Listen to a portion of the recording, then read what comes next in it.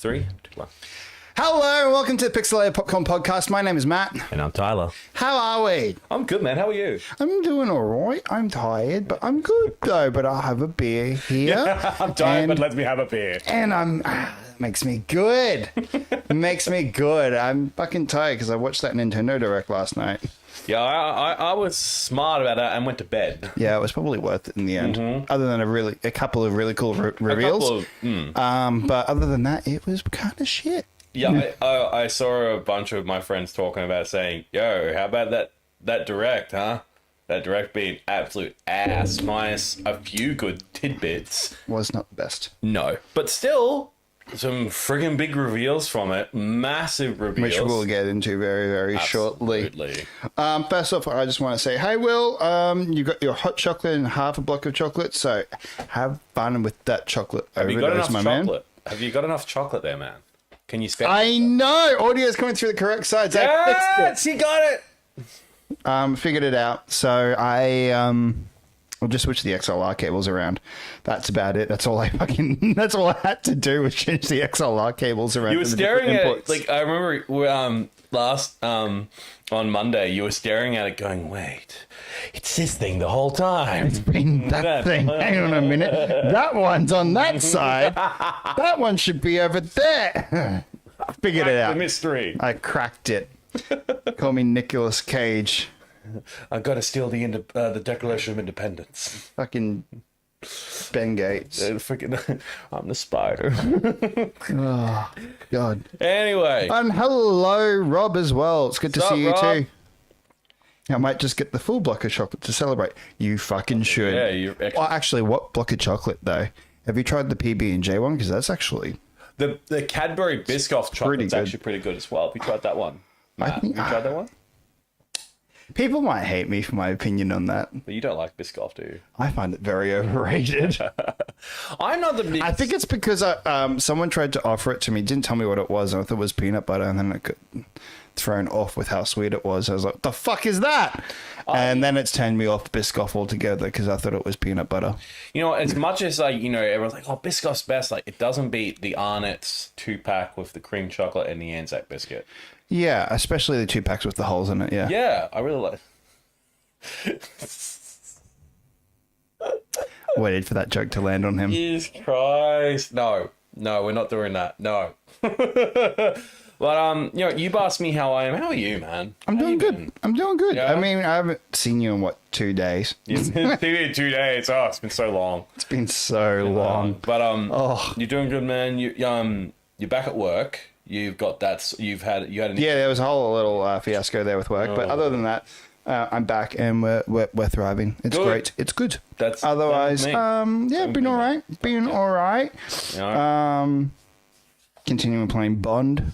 Yeah, how is that going? You enjoying absolutely every second. It's making me want to get it even more. It's so fucking good. There are so many games coming out in September.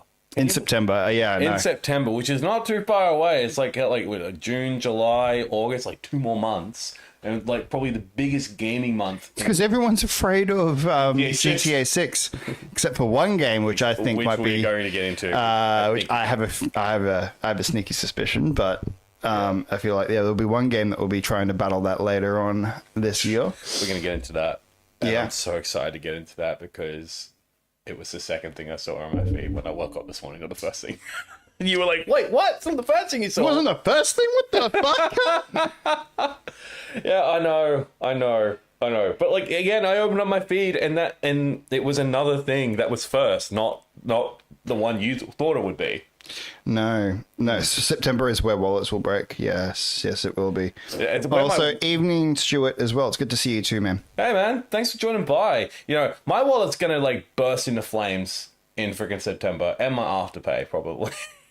You're not going to have an Afterpay after September. And not only that, but because of all these announcements and that, I have to get another console. Great.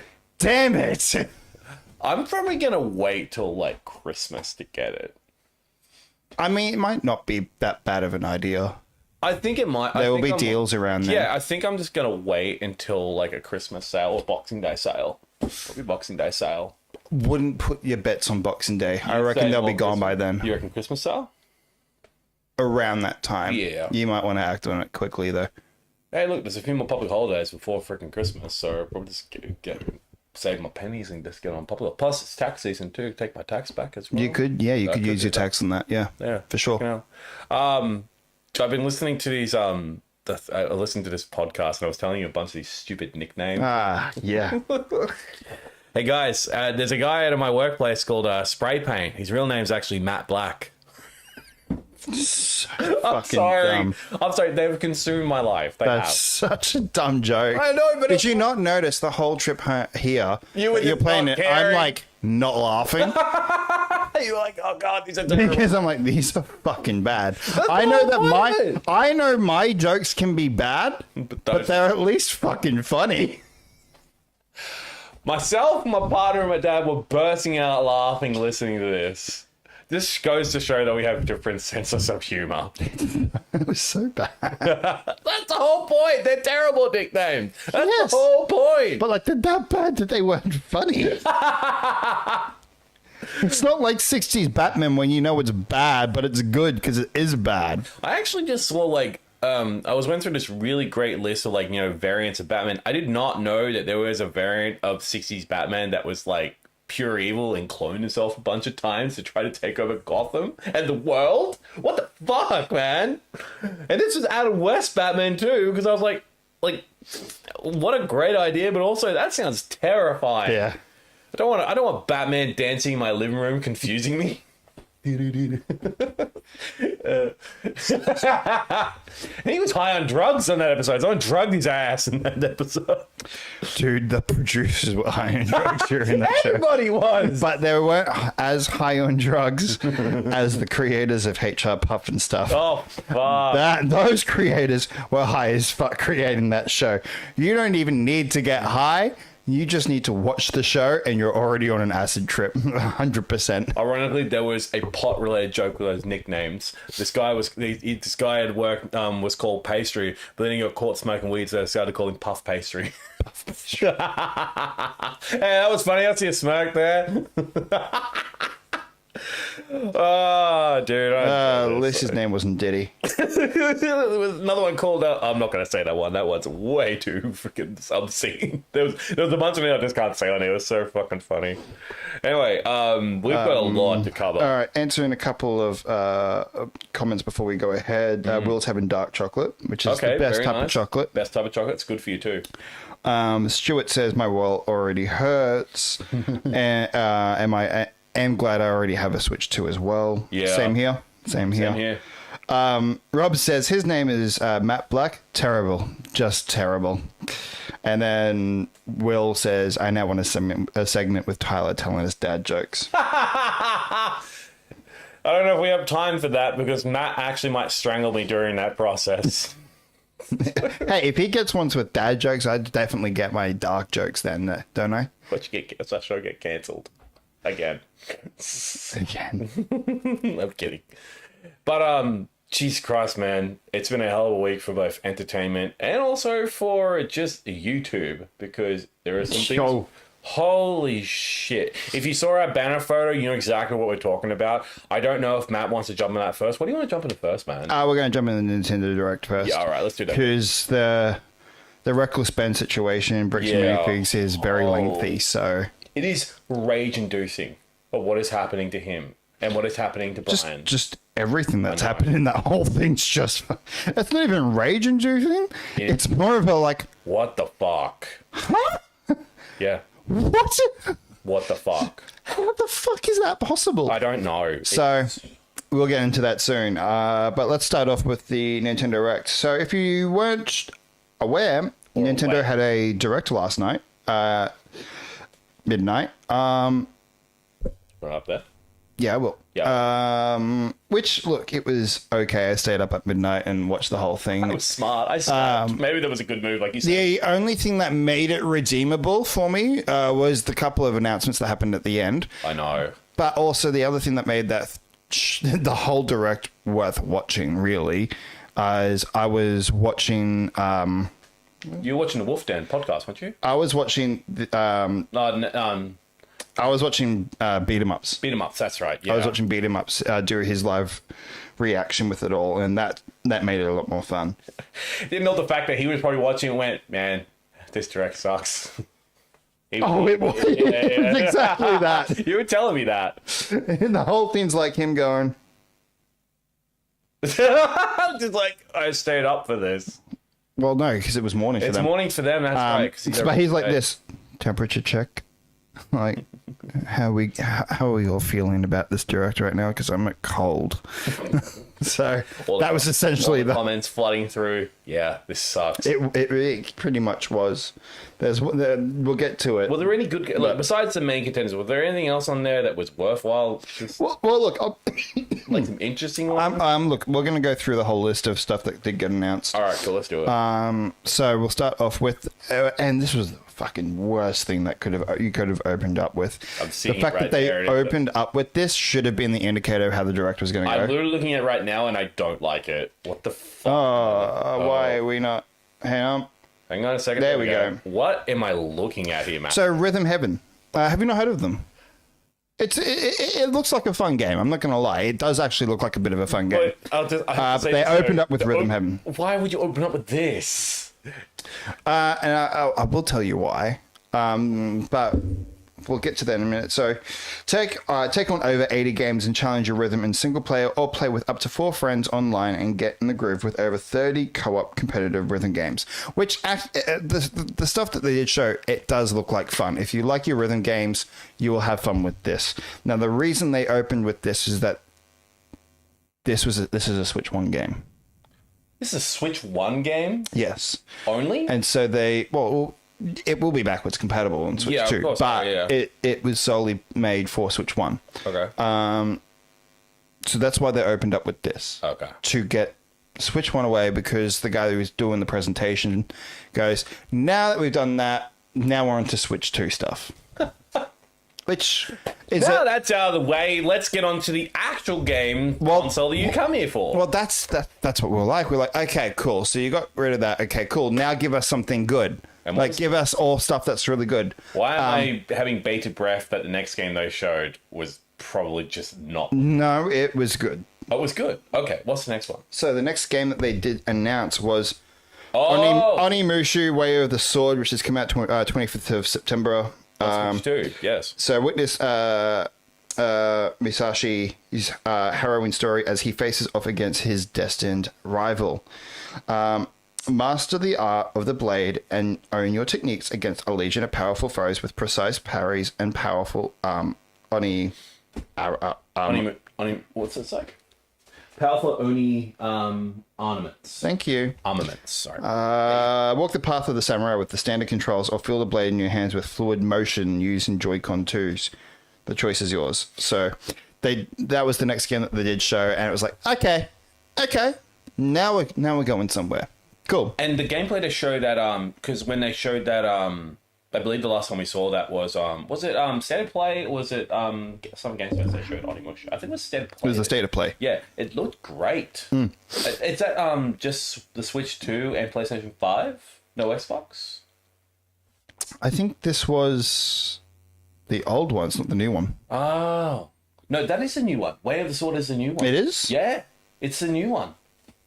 Onimusha, The Way of the Sword, is the brand new Onimusha chapter. Is that the one is that the demo that I downloaded? The Way of the Sword? Yes. Oh, well then... Played that yet? No, I haven't yet. Of course you have. We've got to have a look at it afterwards. It's downloaded. Yeah, we've got other things we're going to do afterwards. Yes, we do. We got a bunch to do afterwards. But yeah, 25th September, Dude, that was a good start. The gameplay looked great on PS5. And it looks real. And judging by how the powerhouse that Switch 2 has with some of the games it can run, I reckon it's going to be great. It doesn't look too bad. I'm not going to lie. Yeah, you had a look at it before? I watched the direct. That's right. You were out for the direct. I forgot that. Jesus listen. Christ. I did listen, but my brain's like, hey, you stayed up late. Hey, listen. Oh, God. That's not a fucking hint. That's not a hint. So yeah, that's coming. And then next up was Dragon's Dogma 2, which actually looked really cool.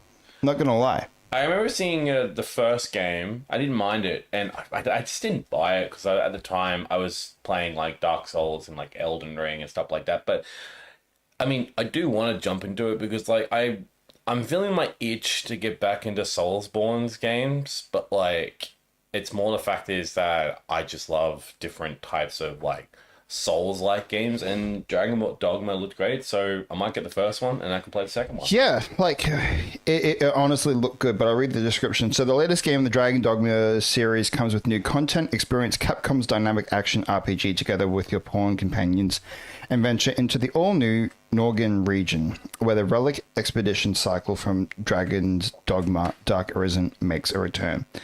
And that will be coming out on the 9th of October. So not too far away. Like a couple months. Next up was Stellar Blade 2026. Yes, So it's coming out sometime this year. Okay, that's good. Yeah. I really want to play Stellar Blade. I've heard it's fantastic. The combat is crazily fast, and I like fast combat. And it looked really cool. A lot of people I know actually said, "Hey, play this. It's really freaking good." And coming to Switch 2, and if I'm looking to get a Switch 2, this might be a game I'll pick up.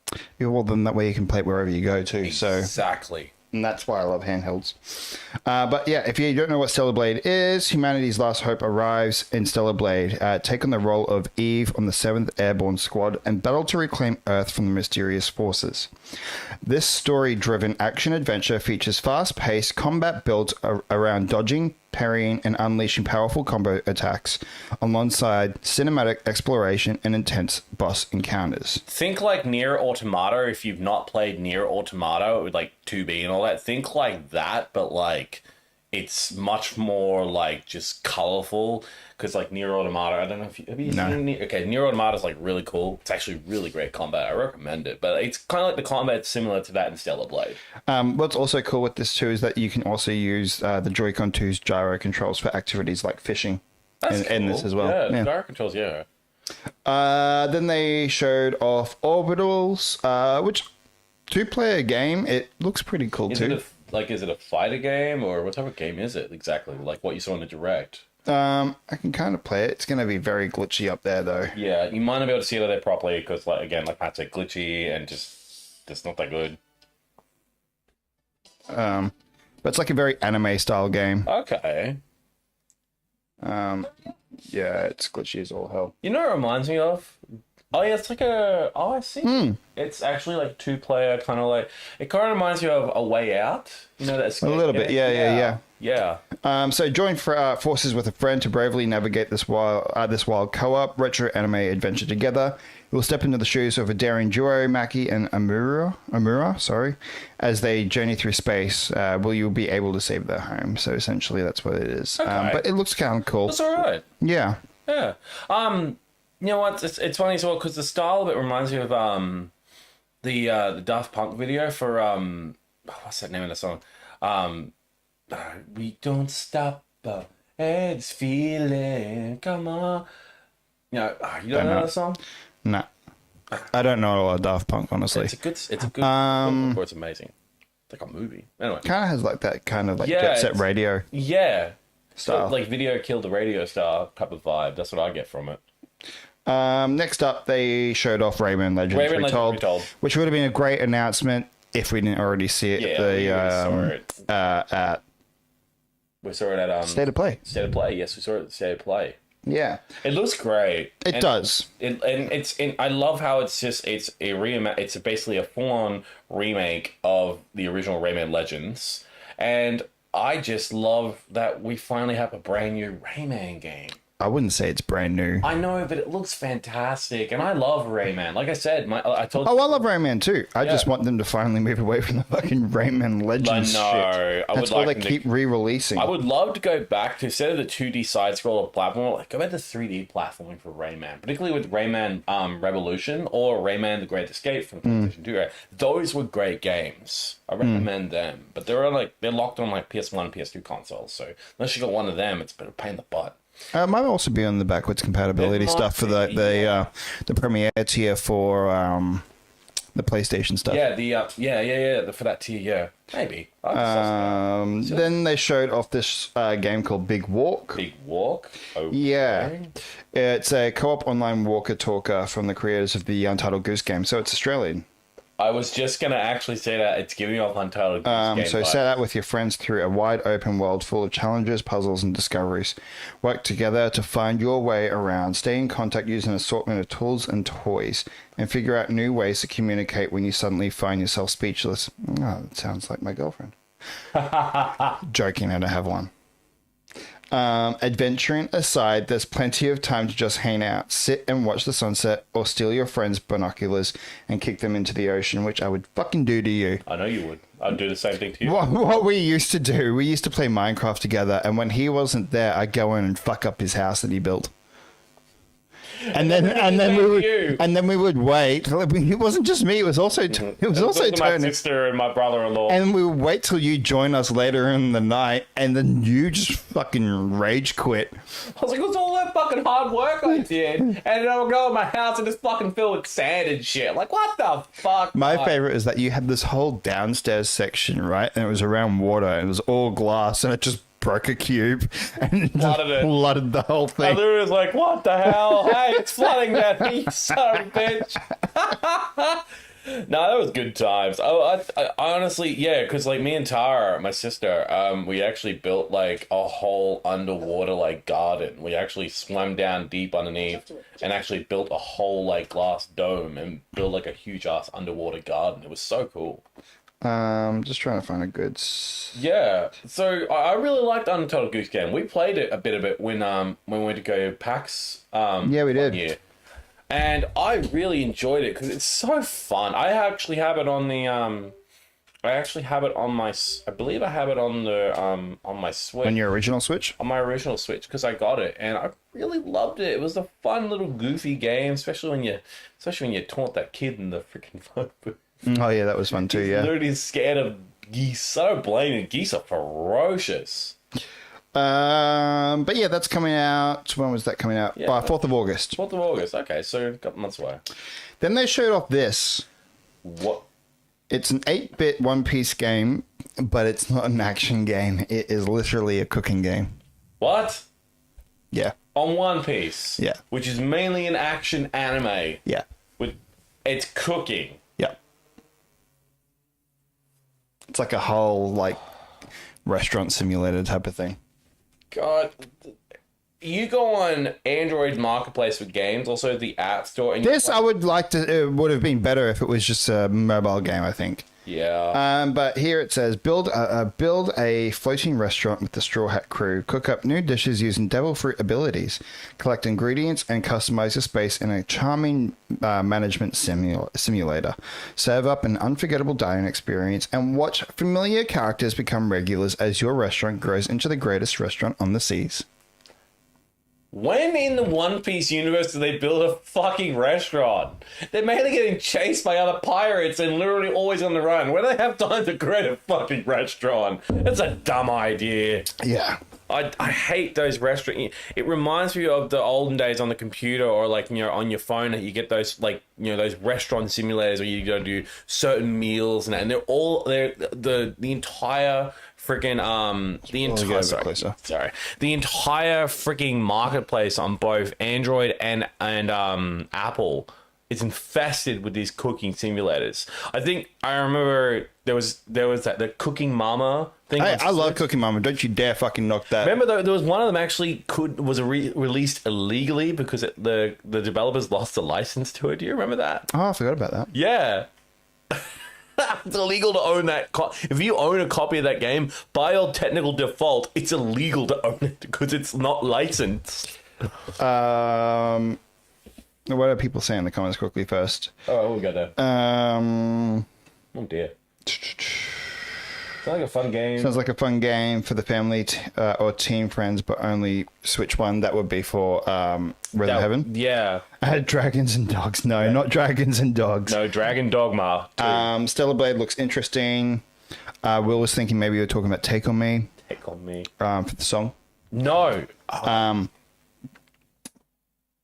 Rob says, I know this is for Nintendo, but keen as hell for Rayman on PS. 100%. Yeah, 100%.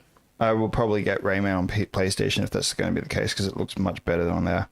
know Big if it's Walk on- looks fun. My friend added an extension to his laptop where the goose from Untitled Goose Game wandered around on his laptop screen trying to steal his cursor. That sounds fucking That's sick. actually what? That's How? cool. That's cool. Is that like a? So it's like a mod for that, like an extension or something? Yeah, like yeah, that? yeah, for your PC. Dude, That's that cool. sounds. Imagine it's like you're trying to like do like you borrow your friend's computer and you're trying to do like like research on this duck. This keeps Look at the changing keys. around your fucking mouse cursor. And Stuart says, think Overcooked with Sanji Oh yeah. is the game, yeah. Okay. All right, going back. Next up, this is one of my highlights from the Direct. Okay. We are getting DLC starting today for This or- Pocopia. Pocopia. Okay, cool. So, DLC. Yes, so this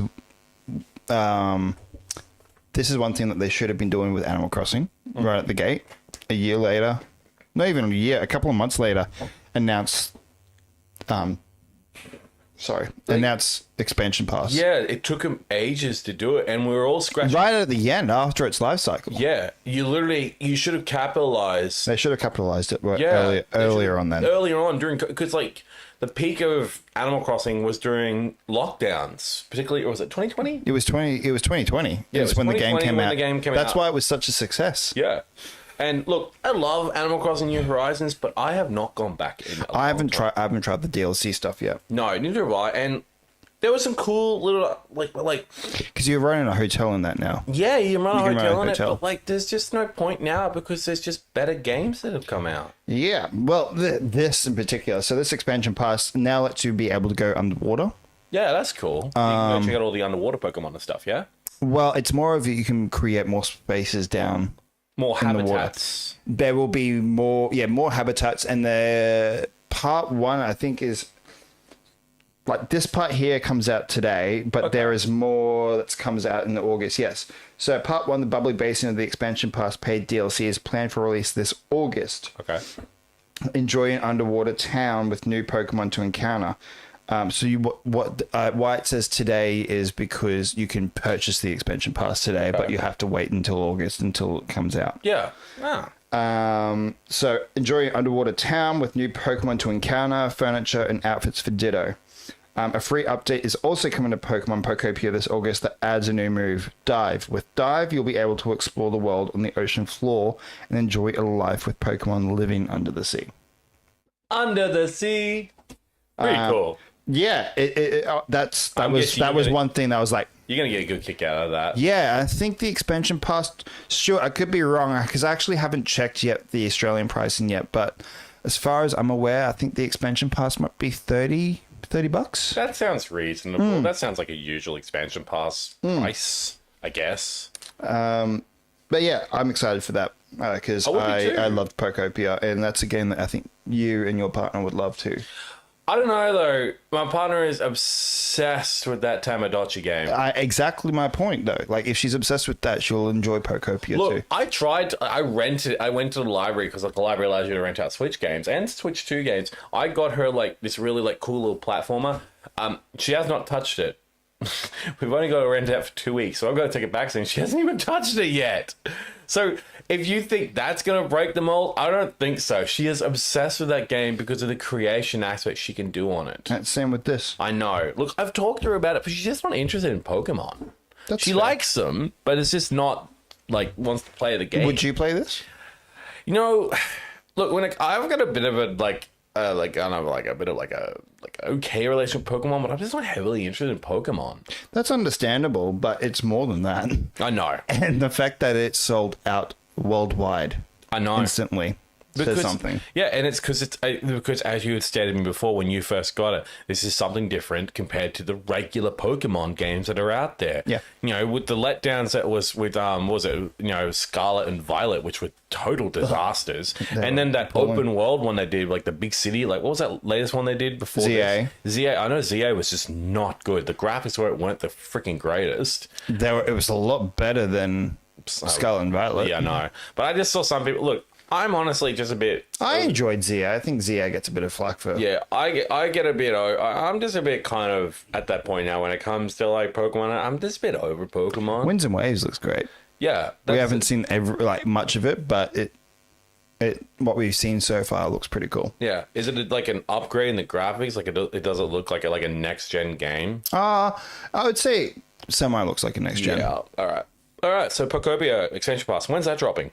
Well, you can purchase it today. Oh, so you get one today. You can purchase the expansion pass today, but you won't get any of the content till August. Okay, so you can kind of pre-purchase it, and it's already downloaded, and then as soon as it releases, you get it immediately. Yeah. That's all right. Yeah. Then they showed off Fire Emblem's Fortune's Wave. I did see, Weave, yeah. which is coming out 17th of September. So add that to your September list of games.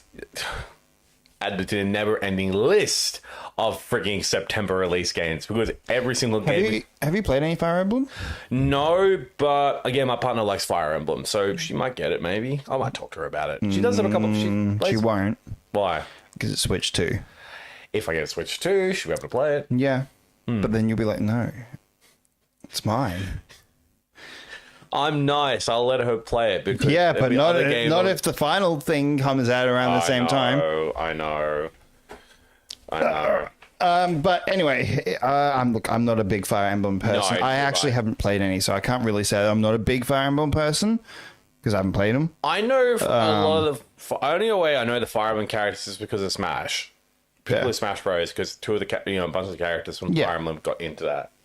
But for this one, in the capital of the Dagdan Empire, powerful fighters gather to participate in the heroic games, where the winner is granted one wish. Hone your techniques at the training grounds, recruit new allies, or travel beyond Dagzian's wall to gain experience. Okay. How you spend your free time is up to you. Okay. Pretty cool. So again, Fire Emblem Fortune's Weave, 17th of September. If you like Fire Emblem, give it a suss out.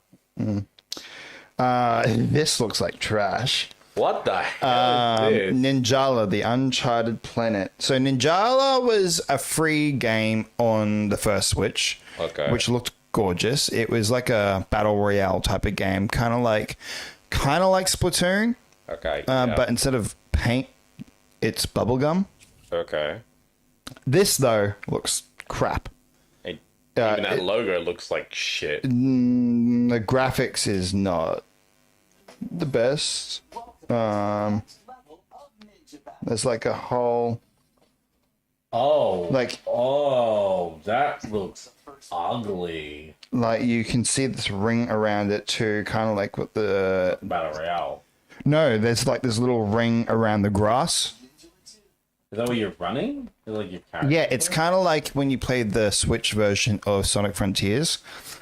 The grass doesn't really... what's the word? Like squash under your feet. Like generate properly. So when you play Sonic Frontiers, you see this circle ring, and then past that circle, render. That's the word. Render, yeah. The grass doesn't really render properly until the grass hits there. Yeah. That's another reason why Sonic Frontiers got criticized on the Switch, because it just wasn't rendering properly. Yeah. But in this, look, in Ninjala 2, The Uncharted Planet, the first half of a two-part saga, the protagonist is hurtled into an unknown world after breaking a forbidden seal. Adventure across vast landscapes on a quest to return to Earth. Master diverse ninja gum actions like Gum Hook, Gum Boost, and Gum Balloon to speed across the planet. Score exhilarating, I have no idea what that is, Ippon. Victories against enemies with weapons like katanas, hammers, and rockets, or try your hand at co-op with a maximum of 4 players and a battle against fearsome giant foes. Yeah, Ippon. Yeah, it's a Japanese term. Yeah, look, it doesn't look great. I'm not keen for it, but if you are, it's coming out spring next year. So maybe at the moment, this first look is how it's looking now, but by spring next year, hopefully it gets that better graphical upgrade. Hope so. Next up, they announced that we're getting a Donkey Kong challenge starting today. Okay. So for a limited time only on Nintendo Switch 2, take on challenges in Donkey Kong Bonanza and other select Donkey Kong Nintendo Classic titles via Switch Online. Okay. Active Nintendo Switch Online members can earn collectible digital challenge cards. Barrel through these limited time challenges starting later today until 12:59 a.m. Pacific time, September 1st. There is one cool thing, though, that you do get in that, though. If you do one of the challenges, you do get a little Mario and Luigi outfit for Donkey Kong and Donkey Kong Bonanza, which is kind of cool. That's cool. Have you played Donkey Kong Bonanza? No, I still need to get it. Yeah, because like I've heard it's really damn good. Like the destruction capability is insane. Because like DK can just destroy fucking anything. It's the amount of level of destruction in this game is crazy. And I love Donkey Kong, and I really cool to see like a platform with DK again, like a 3D platform. It was about time that he finally got a platformer too. But the reason why it was apparently really good. What's that? It's done by the people that did Mario Odyssey. Yeah. And Mario Odyssey is still one of my favorite Mario games. I love it. It is my favorite Mario game. Literally yours. So it definitely does beat 64. 64 is great, but this is this was a complete love letter to Mario. That one. I'm keen to see whatever they do with Mario. I hope to do a new title soon. Well, we all thought that we're getting something Mario related in this direct. Which, spoiler alert, we didn't. We didn't. No. But we did get some other things in here which we are getting down to there very, very soon. Jujutsu Kaisen Rumble. I'm not really interested in Jujutsu Kaisen. I know about it. My friends know about it, but I've never really seen it. I've seen people cosplay it. It's pretty cool, but... Hold your horses. Oh? It actually does look good. Hold your horses. Okay. This is not just Jujutsu Kaisen. It's not? What else is there? This is a crossover with Vampire Survivors. What? Yeah. Okay, so it's a crossover game. All right, then. Have you seen anything with Vampire Survivors? I've never heard of Vampire Survivors. Oh. You know about it? Yeah. Okay. It's like probably one of the best $5 games you can get on the Switch. $5 games. Okay. Fill me in. What is this game about? I would bring it up on here, but it's glitchy as all hell. But it's essentially... I'll quickly show you.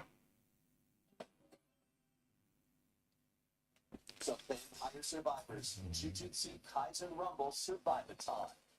It's pretty cool. Pretty cool. It's basically like a survive, onslaught. Onslaught's like many different freaking hordes. Okay, cool. But yeah, so it's a crossover. Sorry, I would show you guys, but it's glitchy as all hell with this stuff. I don't know why it does that. But from the creators of Vampire Survivors and Shueisha Games, dive into an intense survivors royale where 8 players compete, but only one can stand victorious. Fight cursed spirits while competing against other players for points using simple movement controls and auto attacks. Victory comes down to smart positioning, precise timing, and strategic choices. It does look really cool. I would get it because I actually really liked Vampire Survivors. I didn't buy it. I think it was also for free on, I think, the PlayStation Premium thing. Okay. But yeah, it's cool. And then like the last 2 people will actually battle it out in the end too. That's all right. And that's coming sometime this year. Okay, cool. What we got next? We got Lords of the Fallen, which has come out in fall of this year. Another Souls-like game. Battle against the darkness in an epic adventure across a shattered kingdom. A millennium after the great rupture, the umbral darkness has consumed almost all. One kingdom remains, a sacred land shrouded by an ancient force. But as light fades, darkness rises and the eternal night draws near. A hero must rise for a god to fall. Mm-hmm. Definitely, it is a Souls-like game. I've seen gameplay for Lords of the Fallen, like the original. It's okay. It tries to be like Dark Souls, but like it doesn't have that Dark Souls formula. It doesn't have that. You know, when you play Dark Souls, like either 1, 2, or 3, you're playing a Souls game. But when you play a game like this, it's meant to feel like a Souls-like game. But it's really not. It's just trying to copy some aspects from Dark Souls or Sekiro or freaking Bloodborne. Bloodborne still is by far one of the best. But definitely keep an eye on Lords of the Fallen 2. I did see some gameplay for it for Xbox. It looks pretty damn good. I would recommend keeping an eye on that one. Stay close to you, Mike. Oh, sorry. Keep getting comfortable. But yeah. This, though, did surprise me. Yeah. Lies of P, the complete edition's coming in 6th of August. I'll be picking that up because I've been wanting to play Lies of P. It is difficult. I will say this though: the combat can be quite. Well, difficult. it is a Souls game, but is a just in the Souls, style. yeah. But in the story of Pinocchio. The story to Pinocchio, yeah.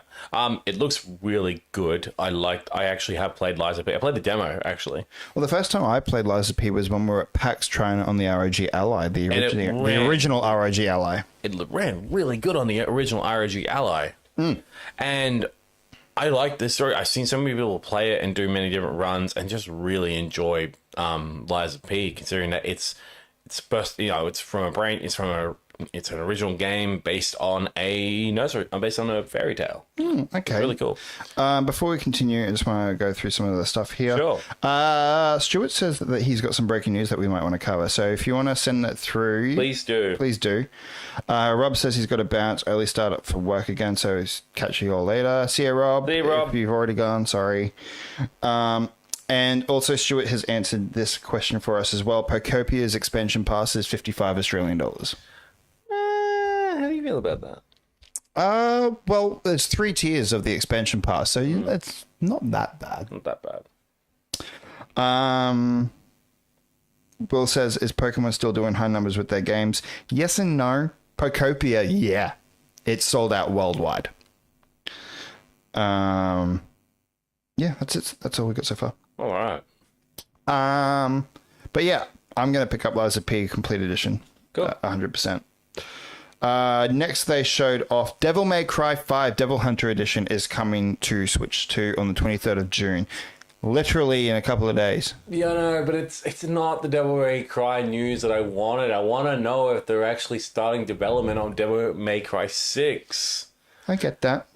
But, I mean, this is pretty cool. Capcom fans are getting fed with like Resident Evil stuff. You've been getting a good content for a while, so just let them cook. Yeah, I'm letting them And they cook. probably are working on something behind the scenes. Just Like they did with Veronica. Yeah. Code Veronica. They kept working on it behind the scenes and they didn't reveal it until they were ready. Maybe they're just not ready to reveal DMC 6 yet. yeah, maybe. I'm sure we all know what Devil May Cry is, right? Devil May Cry. Like, honestly, I don't really need to get into it. no, we don't. It's an incredible game. I recommend playing it, particularly 5. Why it's the best one. Okay, then we got this one called I can't remember how they pronounced it. Muramasa's Revenant Blades. Which is... So behold the legend of the demon. That was a spoiler. Behold the legend of the demon blades refined to new heights of breathtaking beauty for a new generation. Experience a side-scrolling action RPG epic from Vanillaware and marvelous with stunning 4K visuals. All new English voiceover and localization, new mods and more. Okay. And that will be coming sometime next year. Next year. Cool. It does look very cool. I do like a good side-scroller hack and slash. Yeah. So why the fuck not? Play that. All right. This was probably one of the biggest things that got announced. Yeah. We are getting Xenoblade 1, 2, and 3 Switch 2 editions from today and the 30th of July and the 3rd of December. So the digital versions of Xenoblade Chronicles Definitive Edition, Nintendo Switch 2 edition, and its upgrade pack are available today. So if you want to, you can purchase that right now. Damn. A physical version is also being released on July 30th. Additionally, the digital Switch 2 editions of Xenoblade Chronicles 2 and Xenoblade Chronicles 3 will be available July 30th and December 3rd, respectively. Damn. I think I have here as well. Hang on, I'll bring up my notes. Yep. How much? Do we know price yet? Do you write that down in your notes? Oh, this is breaking news, and you're gonna hate it. Well, what's it about? Doctor Who. Oh God, I'm not gonna lose my fucking mind over. And Rob's not here too, so he probably already knows about it too, and I don't know yet. Let's do it after the direct stuff. All right, did you get your notes put up for what you want to talk about with Xenoblade? I only got for the first game, so that's already been done. All right, cool. But I think there are different dates for physical and digital release for Xenoblade 2 and 3 as well. Fair enough. But that wasn't the only Xenoblade thing that we got announced. We're getting new Xenoblade, aren't we? Yep. We are? Shit, okay. Yeah. God, that was just a guess. Yeah. We're getting Xenoblade Genesis coming next year. Is that like a prequel? It's a new beginning for the series, and it's coming exclusively to Genesis, Switch 2. new beginning, yes, of course. Makes sense. It looks really good. It looks pretty fucking cool. I haven't played any Xenoblades. I don't know whether to start with this one now and all do the other 3. I don't know. I think Stuart has played them. I can't remember about it. Recommend which one I should start off with. But and it looks gorgeous. I actually have. It was cool when they actually added some Xenoblade stuff into Breath of the Wild, where you can actually get like a costume for Link in Breath of the Wild from Xenoblade. It looks pretty cool. What we got comments wise? Anything new? I'm gonna switch back to the screen view. And Stuart has sent both of us. Oh shit! I don't want you to look at it because you're gonna rage as soon as you see it, and I don't want that yet. Stuart, we will react to it after we have done the Nintendo Direct stuff. Just doxed you guys, sorry. Yeah, sorry. All right, next up, they announced Nintendo Switch Sport Resort. Okay, so I hear a little clasp in your voice saying that you didn't like this. I did like this. You actually did? Okay, so I just didn't like what followed from this. Wait, so the next one after this you did not No, I'll get into that soon. Am I going to understand why? I'll tell you soon. Okay. So we are getting a new Switch Sport Resort. It does look really good. Instead of the 6 mini games that they had in the original one, they've now got 12, and I'll read them out to you. So what have we got in this one? So we are getting boxing. Okay, cool. Table tennis. Yep. Archery. Okay. Tennis. All right. Volleyball. Okay. Bowling. Basketball. Yep. Golf. Yep. Skateboarding. Power cruising. Oh. Prop plane. Jump rope. And thumb wrestling. Thumb wrestling? That's counted as a sport now? Hey, Matt, you want to do a sport right now with me?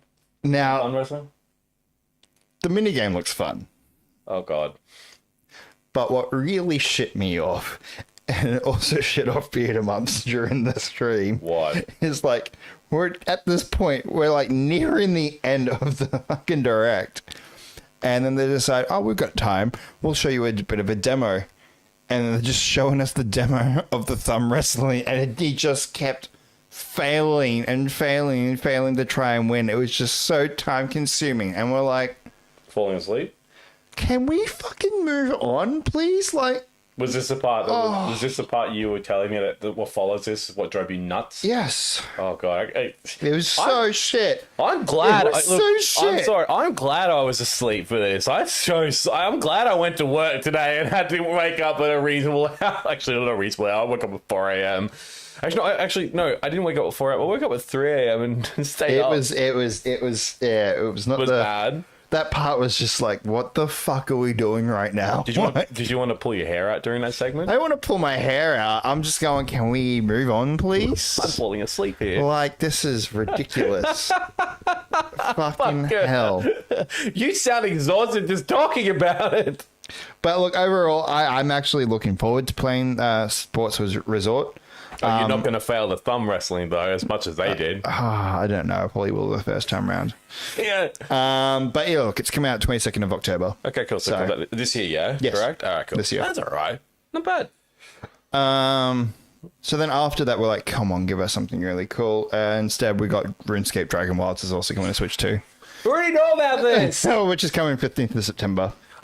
We've spoken about it multiple times. Go talk about it in our past recordings. We talked about RuneScape. We like RuneScape, and Dragon Ball does look cool, but we talked about it, so move on. Then they went, you know what? We'll show you Hello Kitty Party Land. And at this rate, we're all going, fucking hell, we're being trolled here. Can I say it? Why? Out of all the games you can fucking show us, then give us something good. You want to see Hello Kitty? No, I don't want to see Hello Kitty. Holy hell! I am glad that I fell asleep for this. You know how you had your crash out moment during Mandalorian and Grogu? This is mine. I didn't even watch the goddamn direct. What the fuck do we need to know about Hello Kitty on the Nintendo Switch? And here's the thing. Over in the States, it's the middle of the day.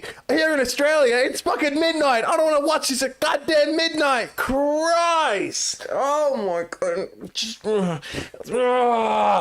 If he crashed out on that, I can't wait to see his reaction to the Doctor Who thing. Oh god, I'm probably gonna it's gonna be worse. Oh god, I'm already terrified. So I am not checking my phone. You'll find as well. Look, you're going to find as well that I am not checking my phone and read my notes in this because I'm being very, very. I'm being a good boy, and I'm actually staying off my phone and being a bit more direct. I'm trying to learn. Yeah, a bit more direct. Yeah, I see what you did. But the Hello Kitty thing. Fuck me, man. What a dumb decision. Well, let's keep them all fucking appealed and concentrated on the direct. Show you Hello Kitty.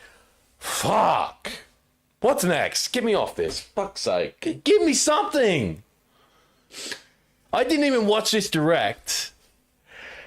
And it's already annoying me. And I know for a fact you're going to say this to me. The Doctor Who thing is going to be worse. It is. All right. Let's go. Next.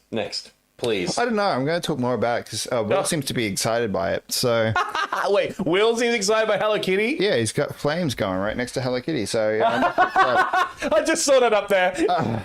so it's coming out 29th of October. Well, are you going to get a copy? Don't. Team up with your favorite Sanrio characters and jump into a lively collection of cute mini games designed for fun with friends and family. Whether you're playing solo, locally, or online, it's packed with charm, competition, and customizations. Gather your friends, choose your partner, and let the games begin in Hello Kitty Partyland. If you like Hello Kitty, this is a game for you. It's not a game for me. I would not play a Hello Kitty game. In fact, I find it to be very irritating. Because the merch is... There is so much Hello Kitty merch out there. Holy shit. Holy hell. I mean, if it's a game for you, play it. If it's a game for you. But it's just not for me. My God. All right, so we'll go on from that. Please and give me something good. They showed us a little bit of stuff for some more Star Fox. There's a free demo available today. Have you downloaded it yet? Not yet. Okay.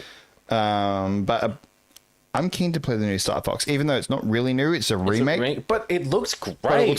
The gameplay looks really cool. Yeah. I enjoyed it. There was that also featured too for the Switch Online video chat stuff where you can use the animation. The animation. Yeah, it's actually. I want to try that. Yeah, they demonstrated the animation. Yeah, the camera's off. No, I don't think so. Look, it's moving still. I just heard the damn thing go. Yeah, no, weird. That's weird. No, it looks really cool because they tested it out during the direct for the Can you just let us know if that froze? Yeah, just let us know that. Yeah. I'm doing parodying again. I'm so sorry. You are. Damn it.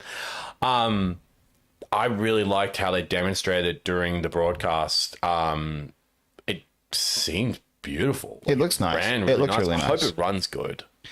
It looks nice. All right. So, but yeah, so that's coming 25th of June, so like a couple of days as well. Literally a week or two away. Damn, that's all right. What's next? What do we got next, Mr. Matthew? Final Fantasy Resonance is coming on 22nd of October. Yes, it's not the new one.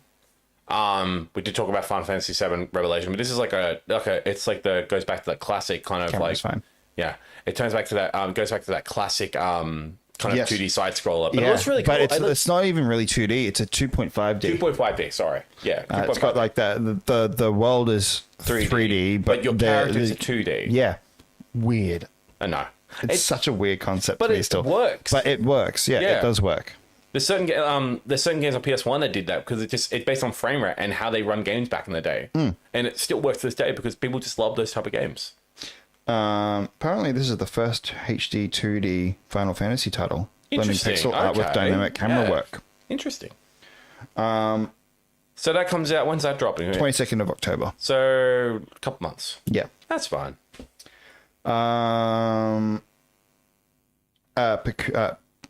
Pikuniku 2 is also coming. The long-awaited adventure sequel sends Piku on a strange and whimsical mission to foil a dastardly plot, wander, solve, and gossip your way through a charming, colourful world where not everything is as happy as it seems. I thought this was Pikmin related, but it's not. I don't think it is. No, I've never heard of this game. Yeah, I haven't heard of the first one either. No. Not something I look interested in. Also, just that title looks freaking seizure-inducing. It's like they couldn't decide between Pikmin or Pikachu. They couldn't decide between Pikmin and Pokopia. Yeah. But look, if it's something... Will seems to know what it is, so There you go. Well, it's coming in 2027 though, so you have time to get a Switch 2 if you don't have So it. you know what it is, Matt. What a flashback. What a flashback. Okay, cool. So you know what it is. You'll have to fill me in on Friday. What it is exactly. I'd be keen to know. All right, so we got that coming. That's out next year. What do we got next? We got Dragon Quest Monsters, the Withered World. Oh, I like Dragon Quest. Yeah. I used to play it on the PS2. So this now looks like it's Dragon Quest meets Pokemon. Okay, cool. Because Dragon Quest is actually a great game. It's the game I played on PS2. The art style for it, it's very just reminds you a lot of Dragon Ball Z with the style for the faces and everything like that. And I really like the story as well. I haven't played a Dragon Quest game in a long time though, since that copy I played on the PS2 way back in the day. But I don't mind seeing the art style for it. I rate it's great. It's got very, like I said, you look there, it just reminds you of Dragon Ball Z, particularly some of the face models as well. Yeah, definitely. I can see that. So that comes out 3rd of December, this year. Not bad. What else we got? They showed some.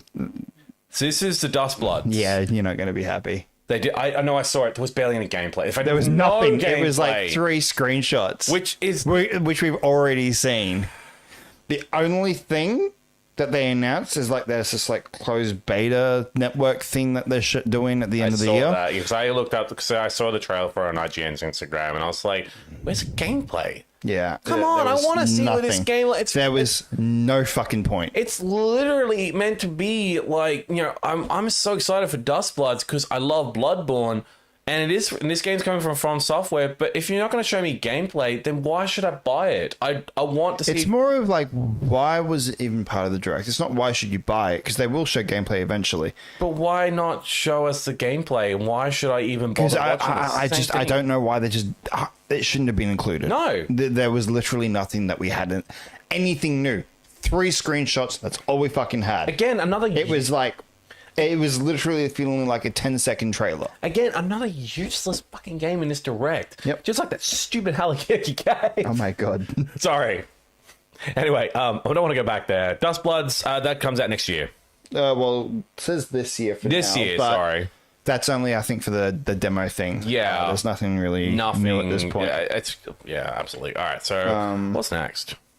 Oh, we got some comments there. What do we got, Matt? Just Will is saying it's a fun 2D side scroller with puzzles and simple shaped characters. Okay, cool. So that's about that. All right. Okay.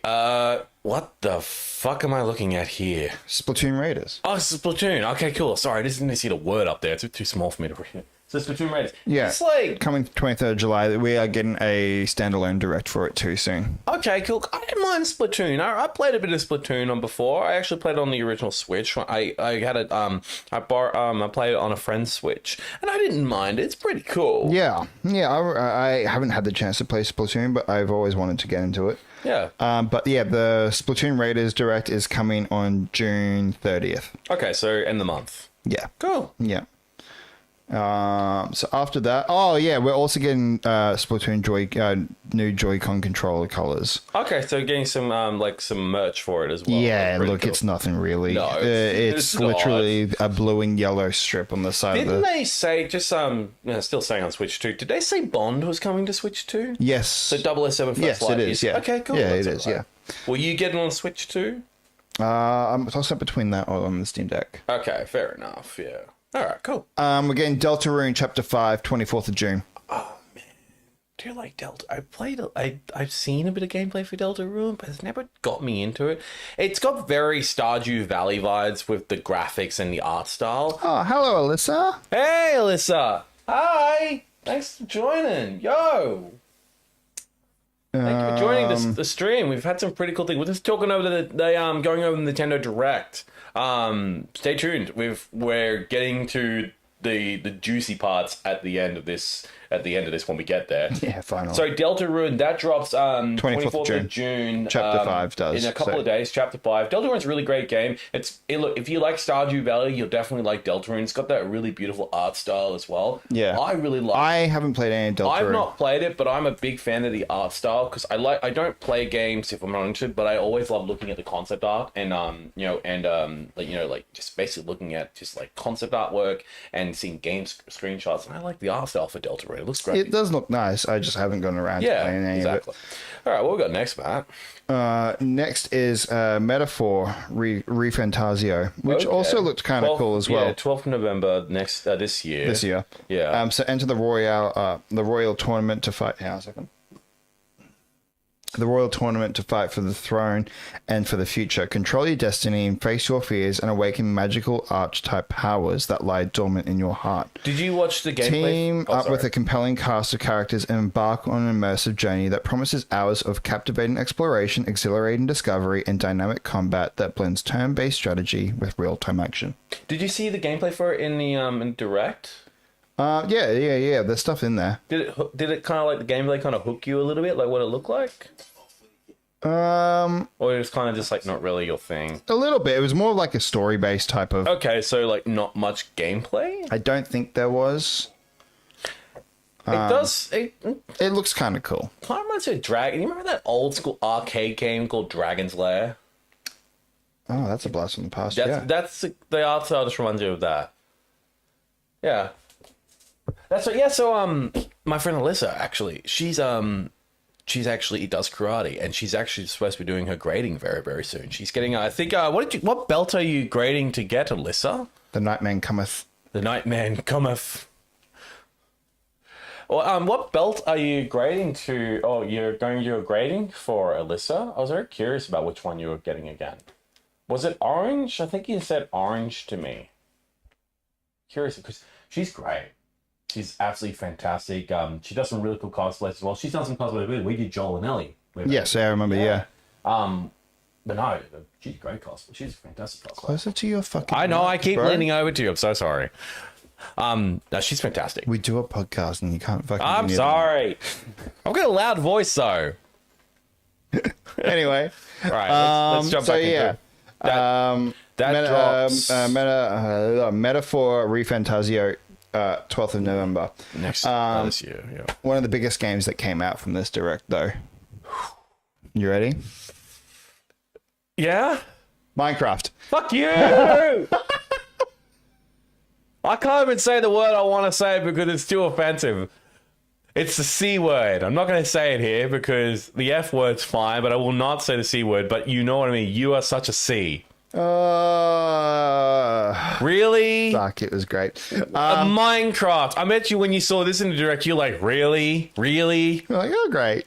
But yeah, great. It's one of the games been out for like, you know, almost like 2 decades. But now with vibrant visuals, a graphics upgrade that transforms the way players experience Minecraft with enhanced visuals, elements such as improved lighting, fog, and more. Nintendo, we've already played Minecraft millions of times on other consoles. I don't want to play it on the Switch 2, nor do I need a goddamn Direct video about it. Fuck. Have a blast with your friends, whether you're sitting on the same couch and split screen or miles apart. Okay.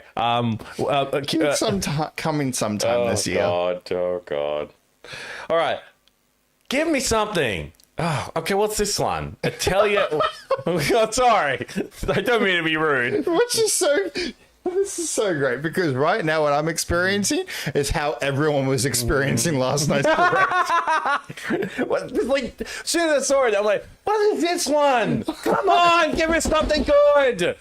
What is this? Okay, so what is this? Bring it up on the screen there so I can actually see it properly. It's called Atelier Caria. When's this game drop? Next year. Okay. Oh my god. Now I know how you felt during this damn Direct. You just wanted to, like, punch a hole in the wall. I think I saw a comment there before from Alyssa saying I should glue the microphone to my head or something, or my mouth or something like that. Tyler Will said it. Will said. Did Alyssa say what belt she's grading? Orange. So I was. Yeah, so she's going to an orange belt. Then Will says Tyler needs to glue the mic to his face. He fucking does. I really do. Next week you'll see me with gaffer taped around his head. I'm about to like. I'll be like looking at Liz, going, "Yeah, I agree." Will also says yet another release for Minecraft. Woo! Yeah. Alyssa then says, "I've never played Minecraft."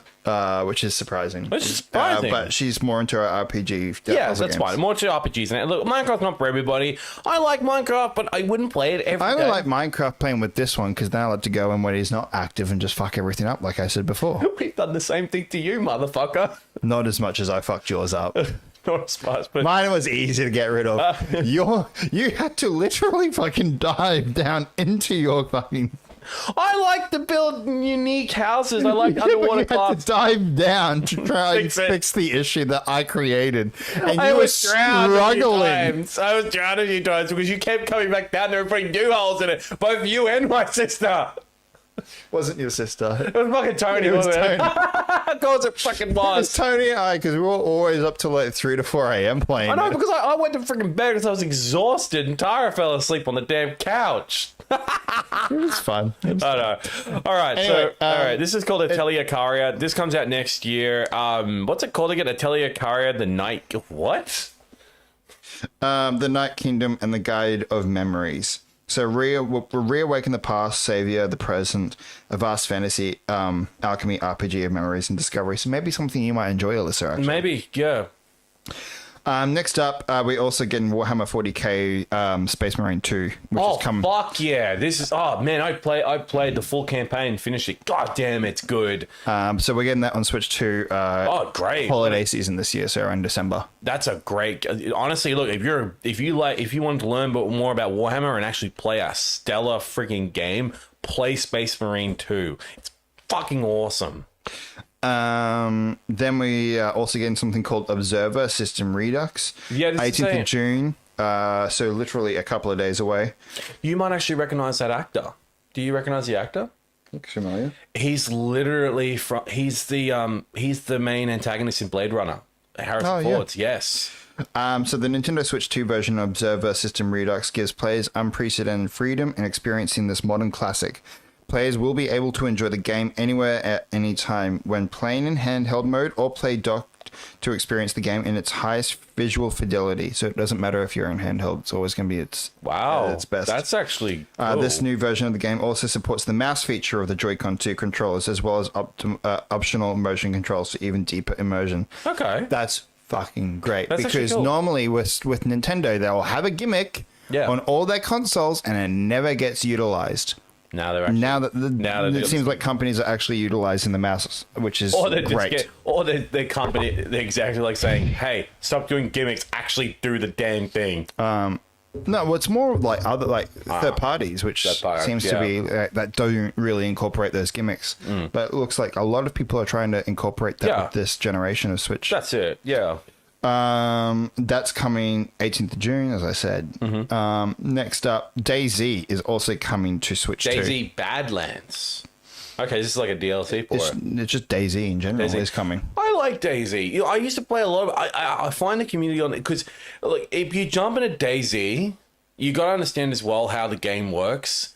There's there's no in-game map. There actually is an entire website that actually has a full-on map of the whole thing, but it's like you actually have to work on the app and also play the game at the same time, like work on the website. It's it's community-based because like the way you're gonna die in that, because like there's zombies and stuff, but also you got to worry about other players too. And the scary part about it is it's realistic. Like for example, if you go out doing raids in the middle of the night, you can't just rely on just like the game. It's dark for real. You can't see anything.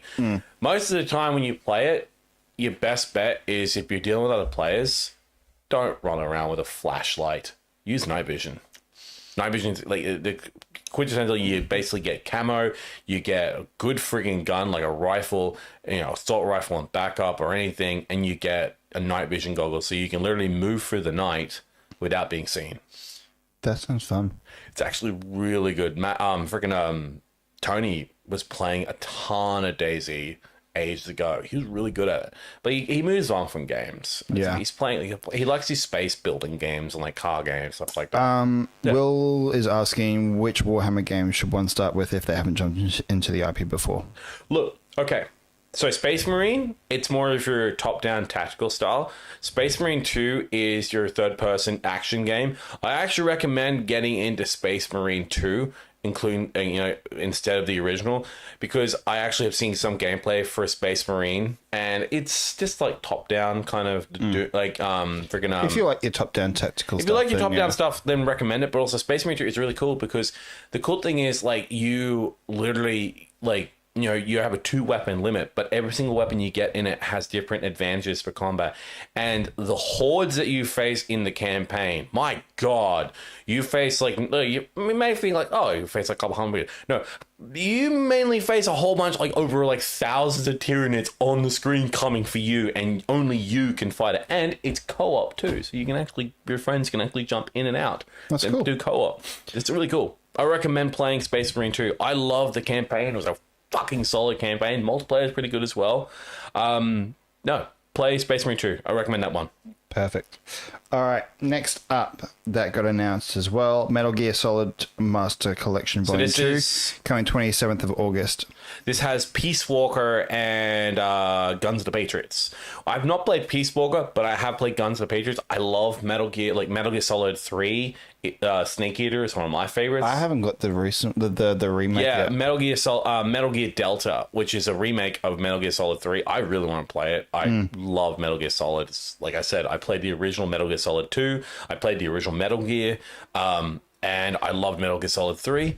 Guns of Patriots is pretty damn good for an ending for Solid Snake's story, but 3 is an absolute fucking classic. I want to play that remake so badly. Alyssa, if you're still in the chat, this one's for you. While we wait for the new Tomb Raider game. Yes. Rise of the Tomb Raider is officially launching today on the Switch 2. Yes, I saw that. I actually saw the trailer for it. I was like, that's really cool. They're actually going to pop it onto the Switch 2. 20-year celebration? Wait, what? 20? Oh, yeah, 20 years of Lara. Oh, thank God. I was going to say. Not 20 years. It's not, sorry. Not 20 years. How the fuck did I hit the damn microphone? I was going to say, 20 years since Rise? I'm not that fucking old. old. We're not that old. 20, like, where it come like, Jesus. like maybe like 7, 8 years ago, maybe, but not 20 years. No, it's celebrating 20 years of Lara Croft. I was going to say, fucking hell. Yeah, but look, Rise of the Tomb Raider is by far the best one out of the trilogy, of the Survivor trilogy. So if you haven't played that, go and play it. I remember when I got Rise, and I loved it. I know full well, Alyssa, you have already played it. You probably have. I might get it again. I don't know. I already have everything on the Steam Deck, though, so... It is on Game Pass, I saw. Yeah. I really want to play it again.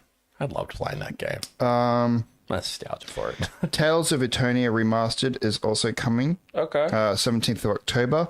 It's not just coming to Switch and Switch 2. It's also coming to PS5, PS4, Xbox Series X, S, and so also all consoles and Switch. Yep. Sweet. That's all right.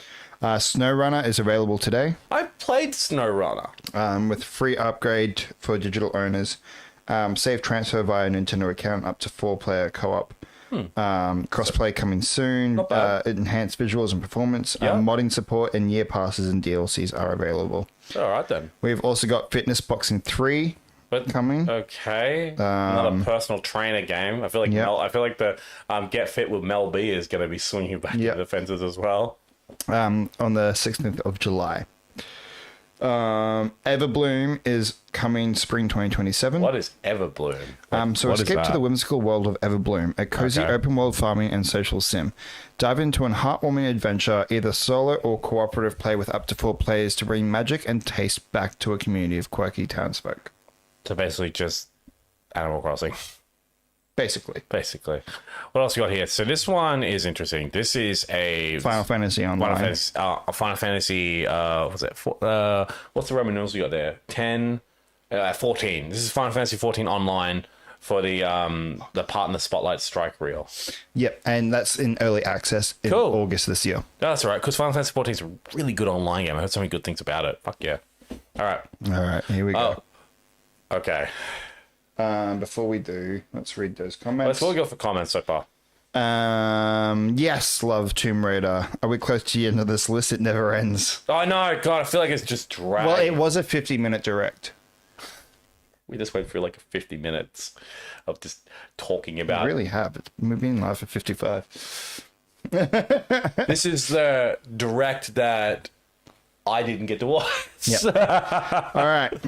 Okay, this is the big one. This is Kingdom literally... Hearts Collection 1 to 3 is coming to Switch too. Yes, so we've got... Which we already had. They already came out to Switch. Yeah, on PS4. But it was only cloud download for the origin for those for that collection. Now it's actually the full it's now will be no. It was the full collection, but it was only on a cloud version.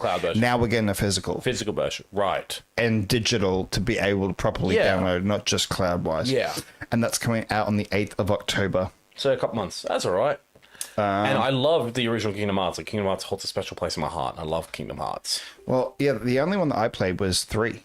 3 was good, but it took way too long in order to, it took way too long for that game to get developed. And like just a lot of people were just kind of a bit, just starting to get a bit annoyed with them because it took so long. It took so long to make that game. It took so long to make that game. And then now we've, as long as this one?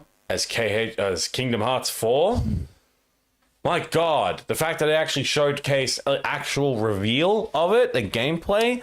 We saw this 4 years ago. Yeah, 4 years ago, exactly. And I'm like, when I saw it, I'm like, wait, it's actually still in development? So Kingdom Hearts 4, TBA. We still don't have a release date for this, but they did show off some new gameplay for it. It looks really freaking solid. This is going to be Switch 2 and also PS5 as well. Well, we haven't had any confirmation on any of that yet. That is true. They've only just showed off the Switch. They only just showed off the trailer on Nintendo Direct. We don't know if it's going to be on yet. Jesus Christ. It looks sick. It looks like great. It's really done, and it's actually now set in the real world, which is weird. There's a bunch of rumors coming out about this Kingdom Hearts 4 and what some of the worlds It looks like it's set in Tokyo. Yeah, well, it's set. So at the end of Kingdom Hearts 3, Sora kind of disappears, and I forget where. That's right. He does disappear, doesn't he? He does disappear. Do you think he disappears into the real world? No, I think he disappears into another world. Into our world. I don't know, because this is the next chapter. We just did the but you're saying you don't know. But by the looks of the background in this trailer, it looks like he's in Tokyo. Yeah, there is some rumors as well about some of the worlds that he might be going to in Kingdom Hearts 4, and one of them. Since 3, yeah. I mean, the one we've got Disney now owns Marvel. Yeah, they now own Star Wars. And he had Big Hero 6 and. Yeah, but like now, we could possibly get him visiting Star Wars stuff and Marvel stuff. Yeah, I mean that'd be freaking cool. We went to Toy Story. Yeah, went to Tangled. We went to freaking back to Pirates again. We literally went to again. We went to Big Hero 6. That was my favorite. Big Hero 6 was awesome, and I loved the Toy Story because I loved how they all turned into toys and interacted. I love that. I plan on playing the first 2. I just haven't had the chance to, and probably getting the collection will be the reason why I will. Kingdom Hearts 1 is by far still. It's every time I go back and play it, it just reminds me of the first day I ever got it on my PS2 back in the day, because I was still living in my hometown when I first got it, and I remember when I fired it up for the first time, I was like, holy crap, this game's going to be my life. And it was. I played it. Now you have a saber font with the, I know. The Keyblade saber font. Yeah, I got the Keyblade saber font because of that. Because I love this game. The soundtrack for Kingdom Hearts 1 is god tier because it's so... And KH2's soundtrack is even fucking better. And KH2 is even better than Kingdom Hearts 1. Because Kingdom Hearts 2 just had better gameplay, better worlds, different worlds. Sora had much more better attacks, combos, magic, everything. Characters, storylines, music, just everything was just enhanced in KH2. And I didn't get to finish KH3. I got to Monsters Inc. World before it got removed from freaking the PlayStation stuff. It got removed, so I couldn't play it. That sucks. Yeah. Look, I'm excited for Kingdom Hearts 4. What we saw of this gameplay was really, really cool. It's very different for Sora because like Sora is now like, he's an adult now. He's not a kid anymore. And also it's noticed as well is the fact that he's on his own. He doesn't have Donald or Goofy with him. And I think because they're trying to find him too. They're trying to find him because he disappeared at the end of KH3 and they're all trying to find out where he is. And he's also trying to get out of that world. Yeah, it definitely looks like he's in our world. Yeah, it definitely looks like that. I'm keen to see what they're going to do and where we're going to go with this one. Yeah. Give us more. Come on, Square Enix. We need more Kingdom Hearts 4. That? Huh? Well, I think we should have gotten more of what our next one is. Yeah. I can't believe it's real. I can't believe Ocarina remake. Yep. Absolutely. I still cannot believe this is real.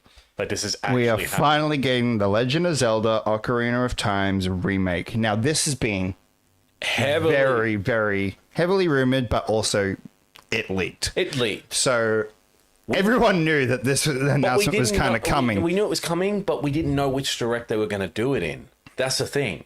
We knew it was going to be a direct. We didn't know which one. But then when you told me about this direct, which was rumored, you believed it. You believed it's got to be the one. This has to be the one. Well, Nate the Hate's the one that released it, and exactly. Nate the Hate hasn't been wrong recently. I don't trust him, but like he hasn't been wrong recently. So there's been a lot of that light turned off behind you. Oh, it's fine. Doesn't matter.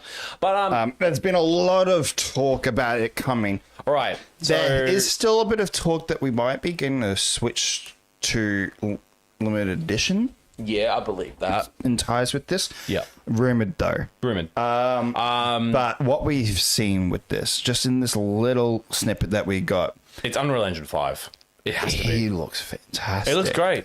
I love the little hints of the songs like throughout the franchise. Oh, at the beginning of the trailer? Yeah. Oh, gorgeous. That was great. It was gorgeous. And the storytelling of it too. I was watching some of the reactions on TikTok. Everyone's like losing their fucking minds when they heard it. I agree. But there were also things that were you can fake. tell that it's fake because Yeah. we all heard the leak. I know. But the time where it got really emotional is when we actually saw what Link looked like and the direction of the art direction that this was going in. It's so different. And it's like, oh shit. No, this looks legit. He also looks very different. What's going on with your computer going boom? Charger was coming out. Yeah. He also looks very different. You notice on the footage of that, his tunic looks different. He wasn't wearing his hat too. Did you also notice he's finally figured out not to wear the shoes on the bed? I know. He took them off. Even in the 3DS game, he was wearing shoes on He was his still bed. wearing the shoes on the bed. Jesus Christ. Take your shoes off when you go to bed. Who wears his shoes to bed? Now, this is the big question I had for you, and it was on the way here that I asked you this question is, and I have this question for all of you guys as well. Because of the art direction, the Unreal Engine 5 look of this, do you think that this is going to be the first time we're actually going to see voice acting incorporated into the Zelda universe, like Yes. proper voice acting, not in cutscenes, but like actually interactions with people? Do you think this will believe it. also be the time that we'll see Link talk for the first time? I mean, Or is that something that you want? yeah, I believe that. I really do. I wholeheartedly believe that we're going to hear Link talk for the first time. And here's the thing. I don't care what anybody freaking says. I want to hear Link talk. I actually want to hear him talk. I actually want to hear what he has to say. I'm sick and tired of him being silent. Because even in like Breath of the Wild, hell, even in Tears of the Kingdom, he can express himself with his body language. But the scary thing is, though, I want to hear what he has to say. And also, you have to get the right voice actor for it. That's another thing, too. They're going to do the voice of Link. You have to get the right voice actor. Get Yuri Low. The reason why I bring that up is not only because of the look of it, but also because surely. Link's going to be talking in the movie. And so this could be their way of getting us used to Link talking in this cut. Now, I did see someone come up with a theory about this Ocarina of Time remake today, too.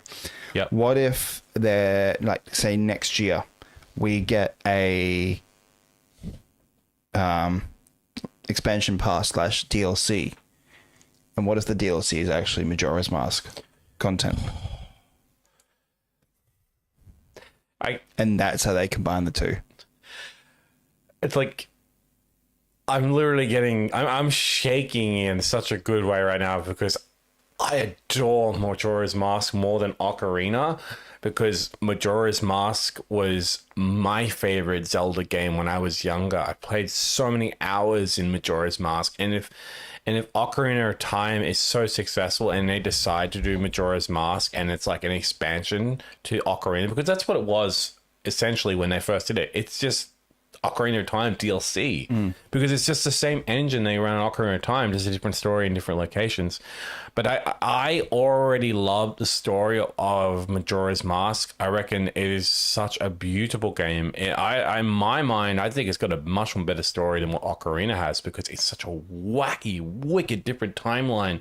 And some of the story plots that happen inside Majora, I love it. Also, I find it much more scarier than Ocarina. Because in Ocarina, there's some scary moments. But I think if you're going to do scary, if you want to do full-on bombastically terrifying, you just play Majora's Mask. And Mask has some Majora's Mask has such some dark themes. Particularly, I think the villain. Look, I love Ganondorf. And I love Ganon, but I think the villain in friggin' Majora's Mask is much more friggin' worse because of what he tries to do. Literally tries to destroy the planet with a moon, for God's sake. Not even Ganondorf could do that. And Ganondorf's powerful as it is because he wields the Triforce of Power. Spoiler alert. But if they're going to do that, then, oh, for the love of God, just do it. Do it in the exact same style you're going to do this remake for Ocarina. I hope this does well. And the rumored, we had speculated what the release date's going to be. And so this is what I wanted to get into as well. Yeah. This will be the game that will take on GTA 6. I believe so. It's Ocarina of Time. You talk about video games. This is the one that you talk about. And because they did announce that this is coming out 2026. This comes out this year, which I think that took everyone by surprise. Like, wait a minute, what? This year? Shit. Okay. I thought we would get the announcement that it's coming and thought maybe next year, but no, this year. This year. And so the reason why I'm leaning more towards about it taking on GTA 6 is because the original release date was November 18th for the Japanese market release, for Ocarina of Time. Yep. What a great way to release it on the same release date this year. Yep. And I believe this is, and like I said, I agree with you. I believe this is a game that can literally challenge GTA 6 and beat it into submission. I don't think it'll beat it, but it'll at least challenge it. Because I want games to... You got to think there are going to be a lot more people that are going to be getting GTA 6 because it's going to be on multiple platforms. And also, it's the most highly anticipated Grand Theft Auto game of all time because I've just probably the most anticipated game of all time. Yeah, it's because but it will definitely Nintendo will definitely try and take it on because they will also want to get it out for Christmas. Yeah, for the Christmas sales. Yep. I already know what your answer is going to be. Are you getting a copy? Yeah, I know you are. Fuck yeah, I'm getting a copy. I have to get a Switch 2. Are you done? I wonder if they're going to do... I hope if they release a game, I hope they release a Switch 2 bundle with it.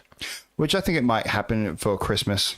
Yeah. Honestly, if not, it will be Mario Kart. If I could do if I'm going to buy a Switch, I really want to get a Legend of Zelda bundle. Like maybe, if it's a Legend of Zelda themed Switch 2 with the game, like my Tears of the Kingdom one. Yeah. I would I would buy that absolutely. I love, like I said, Majora's Mask my favorite, but Ocarina of Time follows right behind it. I love Tears of the Kingdom. I love the new era. Hell, I love even Twilight Princess, Skyward Sword. But that's the one Zelda game I do want them to also I would release love that. But Ocarina of Time was the one game, and Majora's Mask. I played both those games when I was a kid, when I had an original Nintendo 64. Yeah. And they were the ones I loaded up the most. I played them more than I'm still Mario. Pissed off about my... so I went to... you have like those car boot markets. I went to one of them when I was a kid, and they had a gold Ocarina of Time cartridge for like $10, I think it was back then. You bought it, didn't you? I brought it home. Fucking thing wouldn't turn on. Like it wouldn't load at all. I had to take the thing back. It sucked. What was it, cracked? No, it just wouldn't load. Oh my God. So I don't know what was wrong with it, but I was pissed about that. And now trying to find copies like that now it's like almost like $200 or $300. It's just crazy. But yeah, look, all right, I'm gonna go on some of these questions there about it. So yes, please do. Will says this remaster could get me into the Zelda games. I'm surprised you're not into it already. I'm surprised too. This is like... he also thinks that they'll try to stay faithful. So that's in regards to the voice work. I agree, but you can change things. So it's not... You're still going to be 100% faithful to it. But you want to add some new content to it too, which would be like the voice acting. That's not that much of a... bigger stretch, and to say that it's not faithful. I agree. If they have the same script, that's going to be the same. Is you're still being faithful, you're just having actual dialogue. Because you got to look. I get it. You want to appease the old fans, but also you got to appease the new fans. Because like people who have never played Ocarina of Time, this could be their first time playing it. Yeah, and I mean, if I'm a new fan, I would love. You would like to have dialogue. I like to have dialogue. Especially children these days. They'll be used to dialogue more than they are reading. Exactly. And you could still have the classic subtitle mode. Imagine it. Okay, just humor me now. You can still add subtitles into it. Yeah, just humor me now. What if they added 2 different modes? For example, if you want the voice acting in that, cool. Kind of like what they did with Ghost of Tsushima. You could have you could have English dialogue, but you also have traditional Japanese dialogue. They could do something similar with this. You can add the dialogue with the talking and voice acting, but you can swap it to the classic mode where you can actually have the no voices. That would be great, dialogue. but this is Nintendo. And this is Nintendo, but just. Just a thought, Yeah. That could be something No, cool. it'd be a great idea, yeah, for sure. But I would love with acting. the excitement of this today, though, like I immediately booted up my Switch 2, went to the Nintendo Switch started online playing section Ocarina? and played Ocarina, the 64 version of it today, Look, yeah. I love Ocarina of Time. I reckon this is a great idea to bring back this game, a full remaster, letting new fans and old fans experience this adventure again. Because as much as I love all the new Zelda games, this was the one game where it just felt like going on one huge story. Huge And adventure. for its time, that was a big ballsy thing for Nintendo. for not just Nintendo, but for the gaming world in general. Because this is like... It was essentially kind of like the first open world game, really. Especially when you go down to the friggin', you'd be running out in the Hyrule map, and then you'd find you'd like go to the other side and find that huge ass lake you had to get through, and that Lake Hyrule or something like that. And that huge area, I discovered that in there, and I had never been down there. I was like, Dude, holy replaying shit. it today, I'm like, how the fuck do I get to the Deku Tree again? This little fucker won't let me past. You tried to figure it out. You had to remember it again. Yeah, I had to remember all of it again. Yeah. But I remember how to do it easily, but like it's just so cool to go back and play the original, and now we have a brand new, beautiful remake coming for both old fans who love this game and both new fans who've never got to experience it like we did when we were kids. Exactly. Yeah. Also, Alyssa says here, I haven't played Zelda, but yeah, I would think so. With Final Fantasy X was the first one to give us voice dialogue. That's true. And then Will says, I'm shaking in such a good way right now, Tyler, 2026. I know. 2026. I can't believe it's fucking coming out this year. That's insane. That's crazy. And I love the new logo for it. It was beautiful. It looks lovely. I love the gold. I love the fucking shield. The right shield there. too. Look, I'm keen to see Legit, I have the shield right there. I know. I'm very keen to see how the Master Sword's going to look in Unreal Engine 5. It's going to look gorgeous, man. Gonna look good. I'm keen to see how they're going to do it in the movie as well, because we've not seen anything what it looks like in the movie. We haven't seen much to do with the movie. Only little bits. Only those few little like behind the scenes shots and the photos. And then obviously we saw the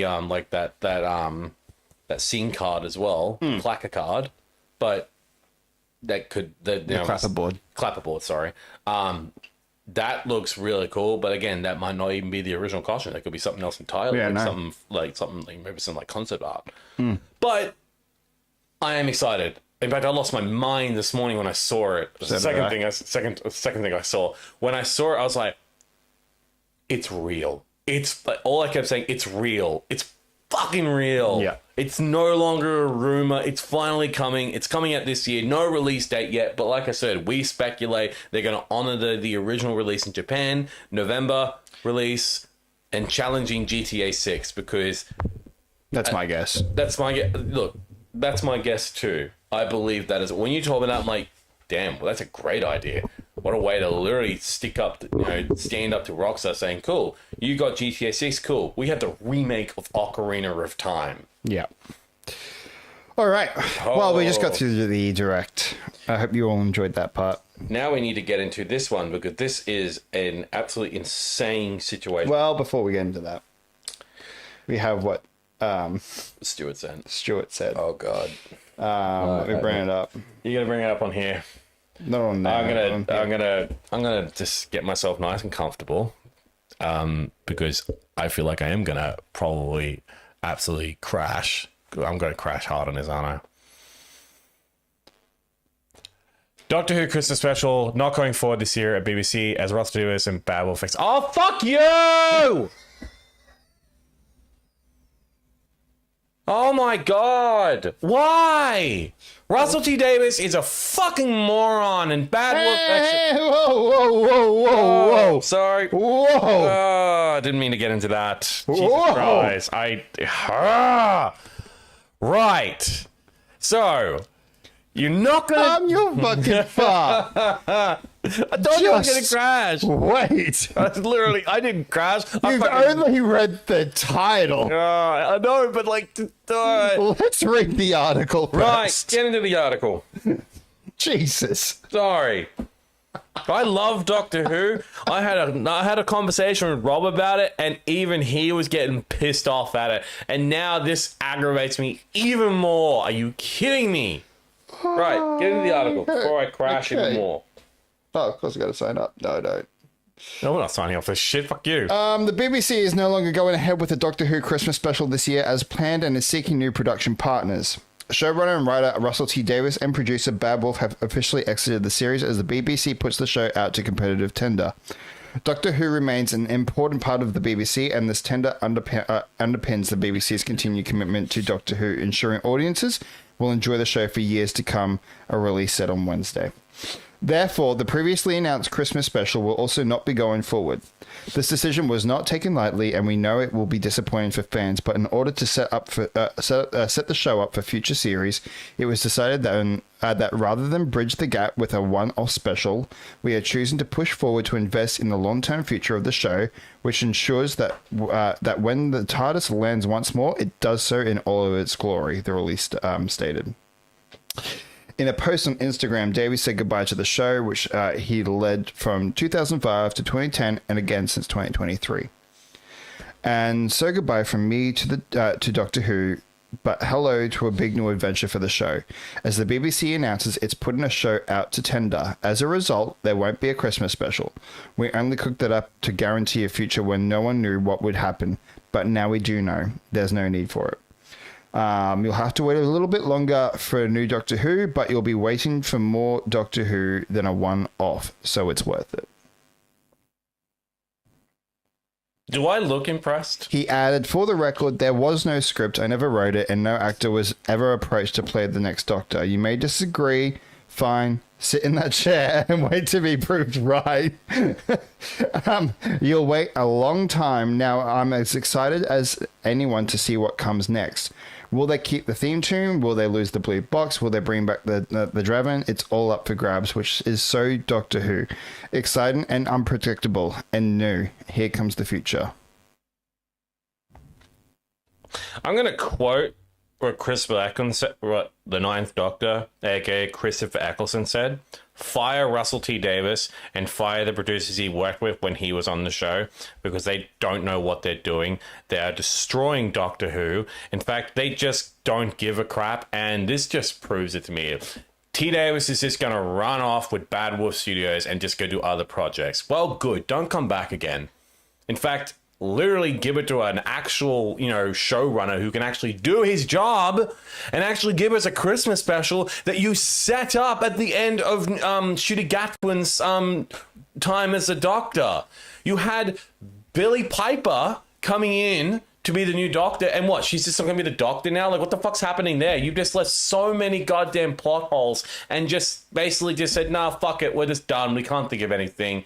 Useless. That's a whole bunch of you guys are goddamn useless and don't understand how Doctor Who works. No wonder Eccleston has a goddamn hate against you, because you literally just don't know how to write a goddamn script. At this point, I'd rather go back to friggin' Moffat, because at least with Moffat, he knew what the hell he was doing.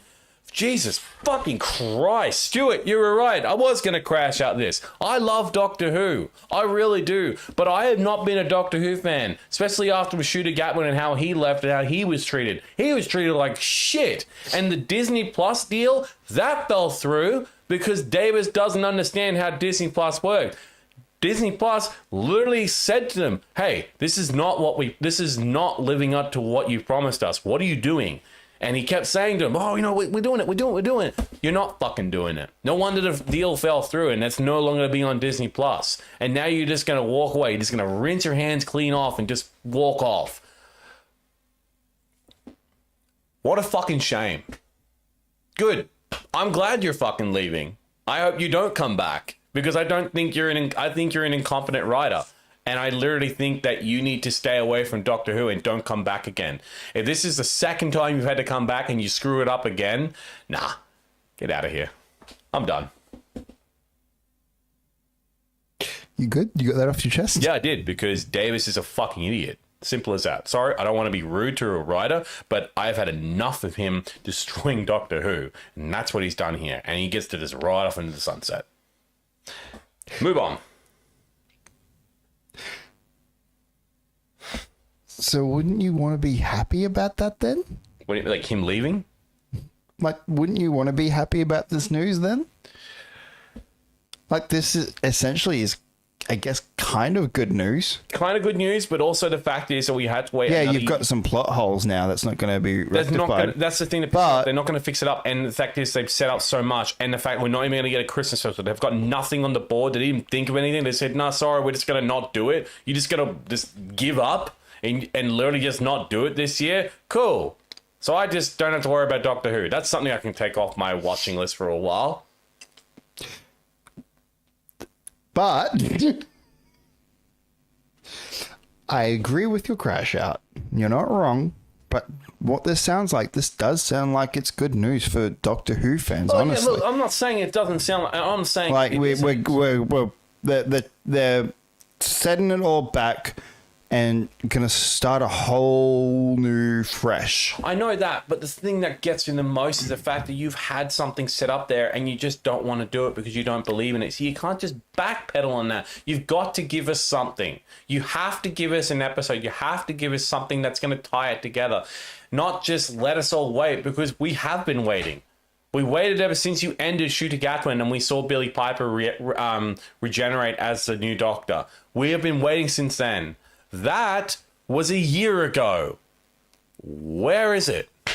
Actually, I don't think it was a year ago. I think it was literally longer than that. And you've just done nothing. You've just been kind of just standing there with your hands up going, well, what do we do? I don't know. Maybe actually give us something, information. Maybe actually give us something that can connect it together just for the time being. Instead of just saying we're just not going to do anything. We're going to just wait another year. Cool. That's just not fair on the fans.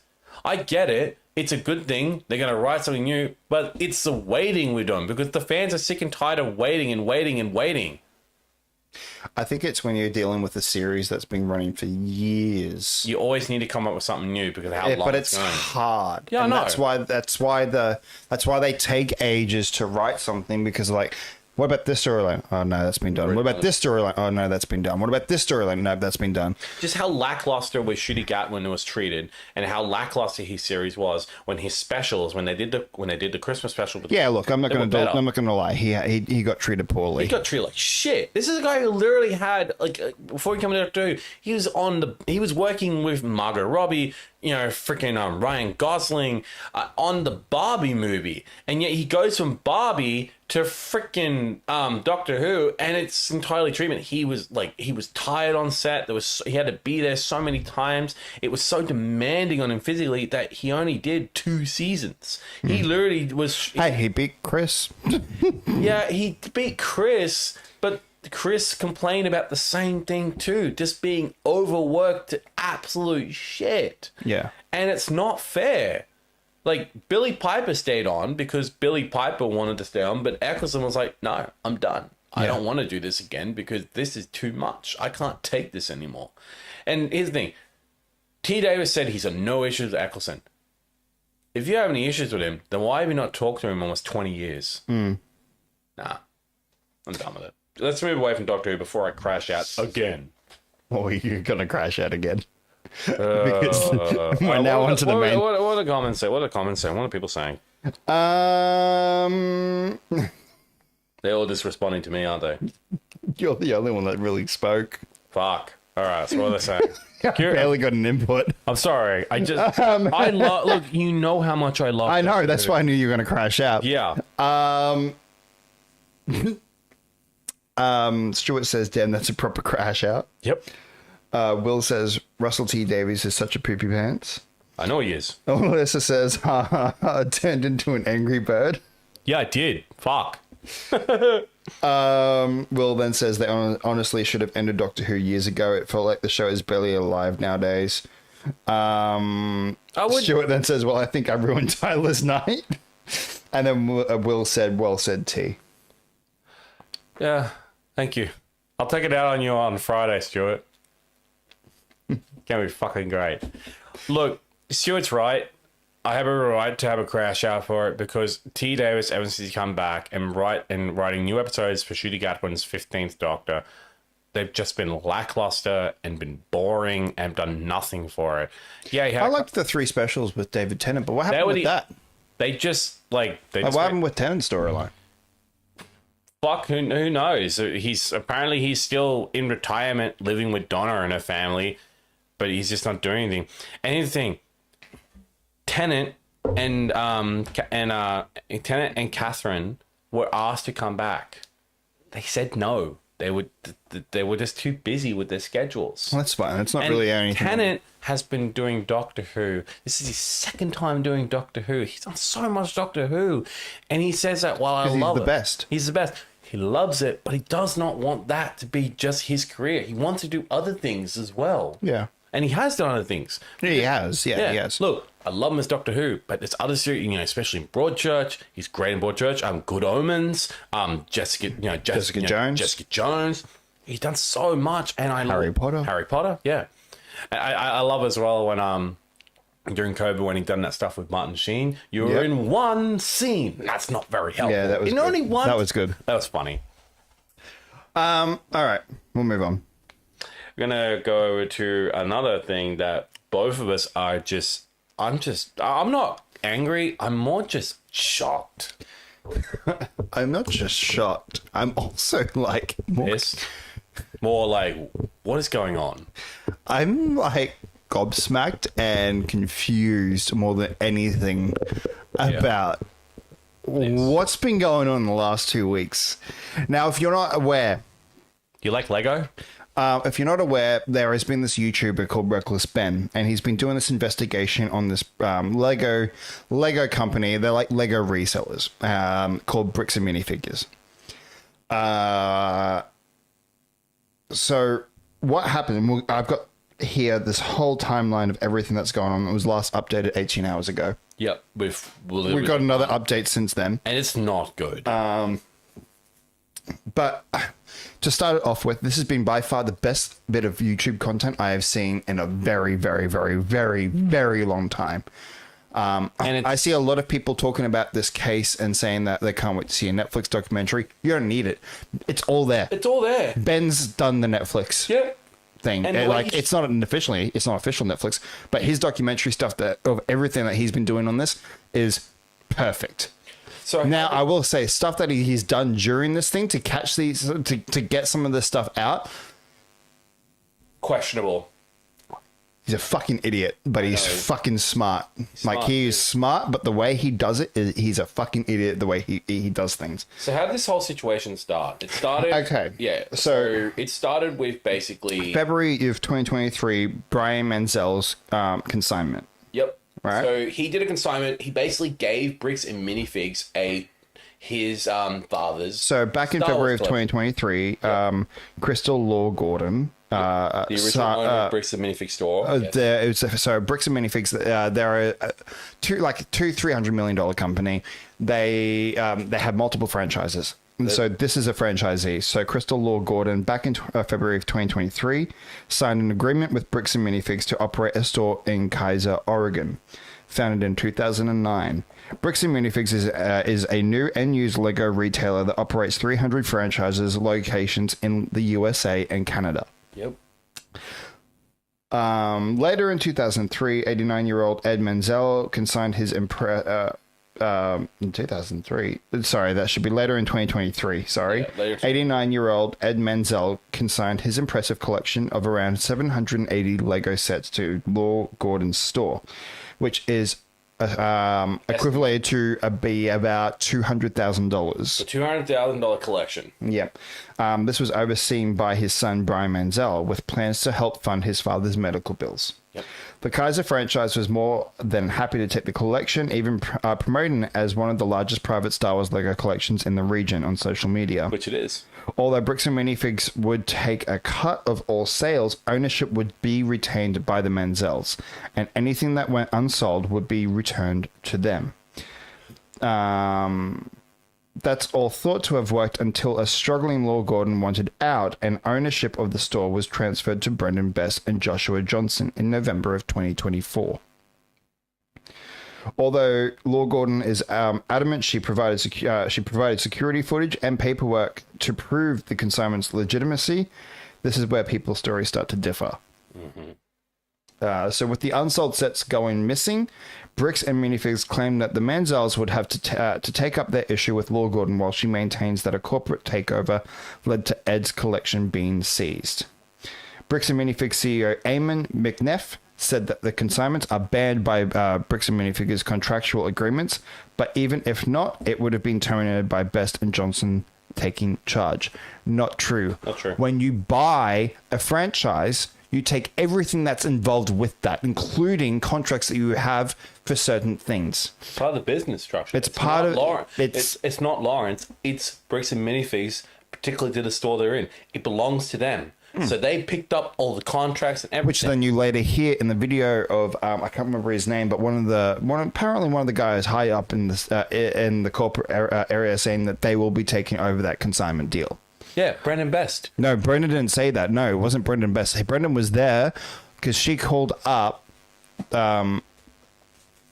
corporate because Brendan Best came in and was trying to kick her out before the end of her day.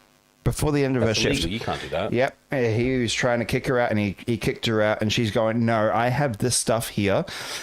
This guy has got Lego sets here, and I need to know how much he has left that I need to pay. Yeah. Right? And she said, oh, that's a... And they said that we'll be taking over that. Yeah. He said it. He said, and there's footage of it. In fact, all the Every footage, little bit of footage there is, it's all shown. Yep, that's it. It's all shown. Ben has got everything. He's provided every single bit of CCTV footage, body cam footage, everything. He's provided fucking everything, and this company is trying to hide it. They're trying to deny it. That's all they're trying to do. Yeah. And it's insulting. And you think it's, right now it just seems like it's just a business deal gone bad, but we'll keep going. We'll keep going. It gets worse. It gets fucking worse. So March of 2026, so this year, Ben's investigation starts. Reckless Ben's investigation starts. So as things have rumbled on with failed resolutions, the story of the Manzel collection landed on the radar of Reckless Ben, who used his style of gonzo journalism in an attempt to serve papers to Johnson in American Fork of Utah. Yep. In the first of his videos, Schneider employed tactics like creating rival businesses, getting some to dress up as UPS drivers in an attempt to serve papers, and organizing lottery-style raffles. Johnson phoned American Fork Police and reported Schneider's team for harassment, which resulted in Reckless Ben being arrested twice. Yeah, he was arrested twice, which I am still baffled by because he was not even charged. So, okay, so this is where some things go, where things go a bit like weird and all that stuff. So, not weird, but like, so Ben shows up to the Bricks Minifigs store. He brings in the consignment contract. Yep. To the manager. And he literally says, I'm just here to pick up a Lego collection. Yeah, I'm just here to pick up my friend's Lego collection. As soon as she said, what Lego, for who? And he said, for my mate Brian. She goes, you need to leave. You need to leave. You need to leave. And then he's like, why? Why? I haven't done anything. I'm literally just here to pick up my mate's Lego set that he owns. And then she immediately calls the police and gets him for trespassing. Which day one. He didn't even do anything. He literally just walked in the store, asking to pick up a Lego collection for his mate Brian, and immediately she says, you need to leave. He's just standing there shocked, going, what? Yeah. It might as well just be a stranger just walking off the street. You don't know him. At the end of the day, And I've said the same thing. This whole situation, and what we're going to talk more about, this whole situation could never have happened if they just gave him back the Lego collection. That's it. So when it says, what I said before, like creating rival businesses, so what he did, is he's created his own business called We Steal From Old People. We Steal From Old People, right? That's right. But he uses his subtext as Bricks and Minifigures. Because there's nothing in the law stating that you can't get done for your subtext. That's right. Yeah, you can't your get business name. So he was trying to get them to sue him so they could bring all of the evidence towards the courts. They kept not falling for it. They didn't want to start. So I remember when on the phone call later on in the video. I remember on the phone call where I think it was like Josh in the video going like, sue me, just sue me. I'm like, he kept begging for him to sue him because he knows that if he sues him, he can win. That's the thing. Well, no, Josh was begging for him to sue him because then that would mean that Ben was up the front of the cost of everything. Exactly. But if Ben got them to sue him, they would be the one to pay for everything. Yep. Will says here, is this fucking Lego reselling company a front of some shady shit? We'll get more into all of this. Holy, trust me. We have just scratched the surface. Not even that. We've barely scratched the surface. Sorry, we've barely scratched the surface. That's all. Now, when it also mentions about UPS drivers, so he created a contract.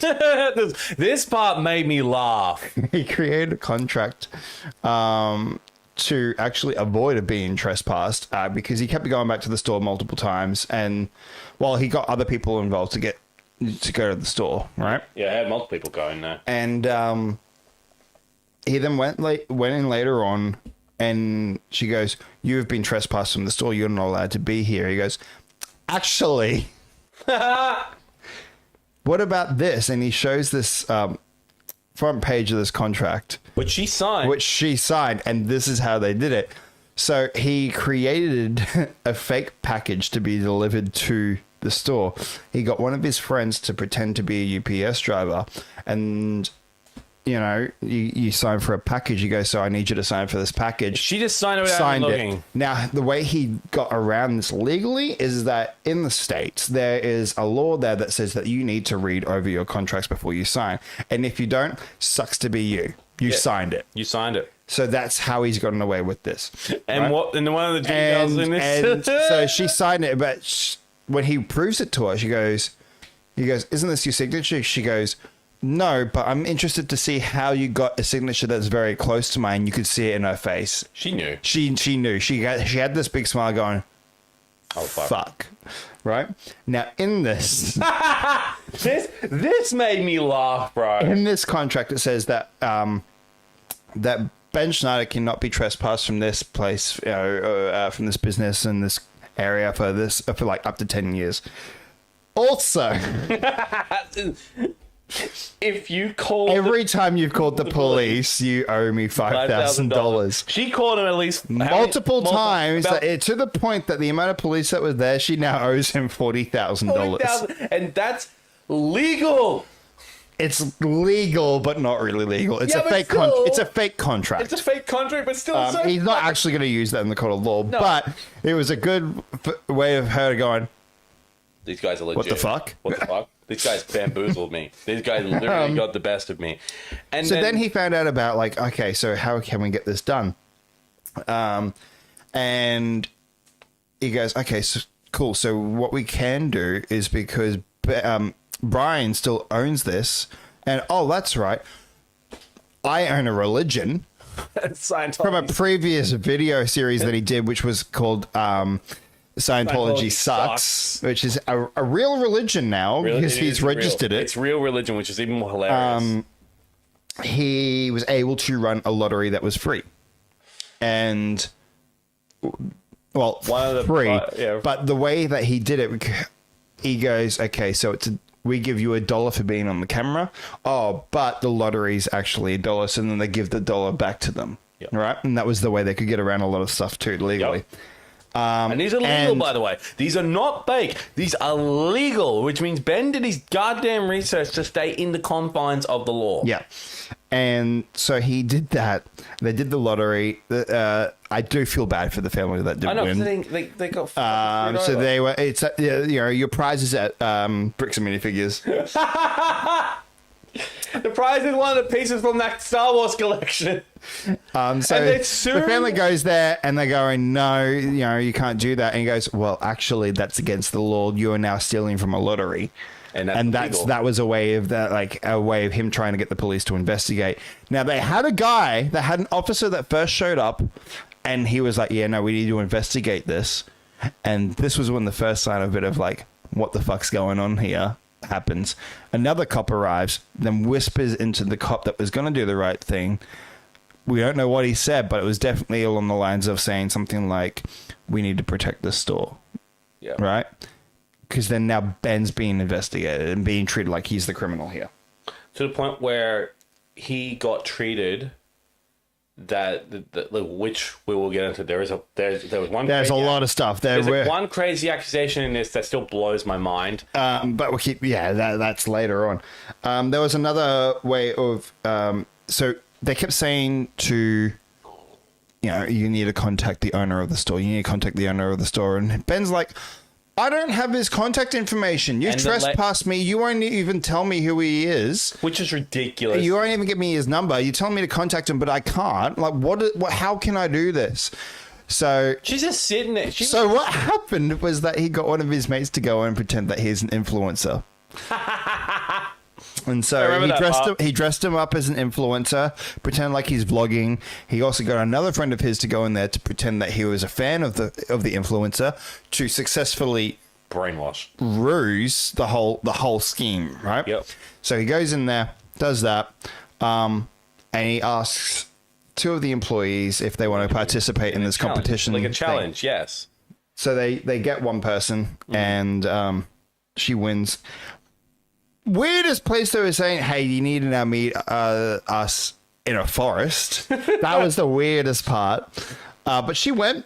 And she believed everything. Yep. And that's how they got it. That's how they got Josh's number off her. And what was interesting is that after the first day, she gets a call from the boss going, how can we arrest these guys? Get these guys arrested? How? And not that, but it's the aggression in her voice, how she described it. How do we get you guys arrested? How do we get them arrested? Yeah. Because we'll get into more. We'll get into that because there is something fucking shady happening here. So fucking shady that Ben even was shocked by it. But so they get his phone number. So they get his phone number and they start talking to him, and he's like, "Yeah, look, we'll work with you. Like we'll get it. We'll get it all sorted for you." He goes, "Great, okay." Doesn't hear a thing. So then Ben thought it was around the same time he's going, "Well, then sue me then." He's like, "Fucking," he says, "Like, sue me." Come on, Ben's like, me. "Okay, double or nothing." Yeah, double or nothing. Oh, I love that. And Josh is like, "What? And he goes, "Well, go on. We'll do double or nothing. If you're saying, you don't have it, then, and we take this to court, I will pay you double it, which is at this point 400,000. Yep. Right?" And he goes, "Well, no, we don't need to go to court. And we can try and settle this." And he's like, "Why?" But little did Josh know when he's begging him for him to sue him. They're recording everything. Not even that. They already had paperwork a month before this all happened. Yep. And the way that they did this, and this was smart too. I forgot how they did this. How did they do this? So he's like, "Well, why don't we take this to civil court, right?" Yeah. Not a good idea. Not a good idea. Because you can only get $10,000. You can only claim up to $10,000 in civil law court, right? So Ben's like, "Well, what if we got 10 people to make the same claim?" And they're like, no, that's splitting, and that's against the law. That's against the law. He's like, "Okay." Brian, don't you still own the Lego sets? Yeah. So what if 10 of us bought $10,000 each of your Lego sets? And he goes, oh, shit, that could actually work.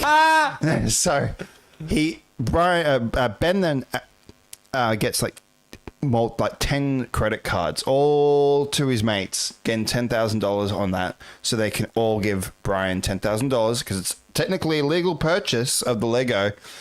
And then they email it saying, where's our Lego? To Bricks Minifigs. They never responded.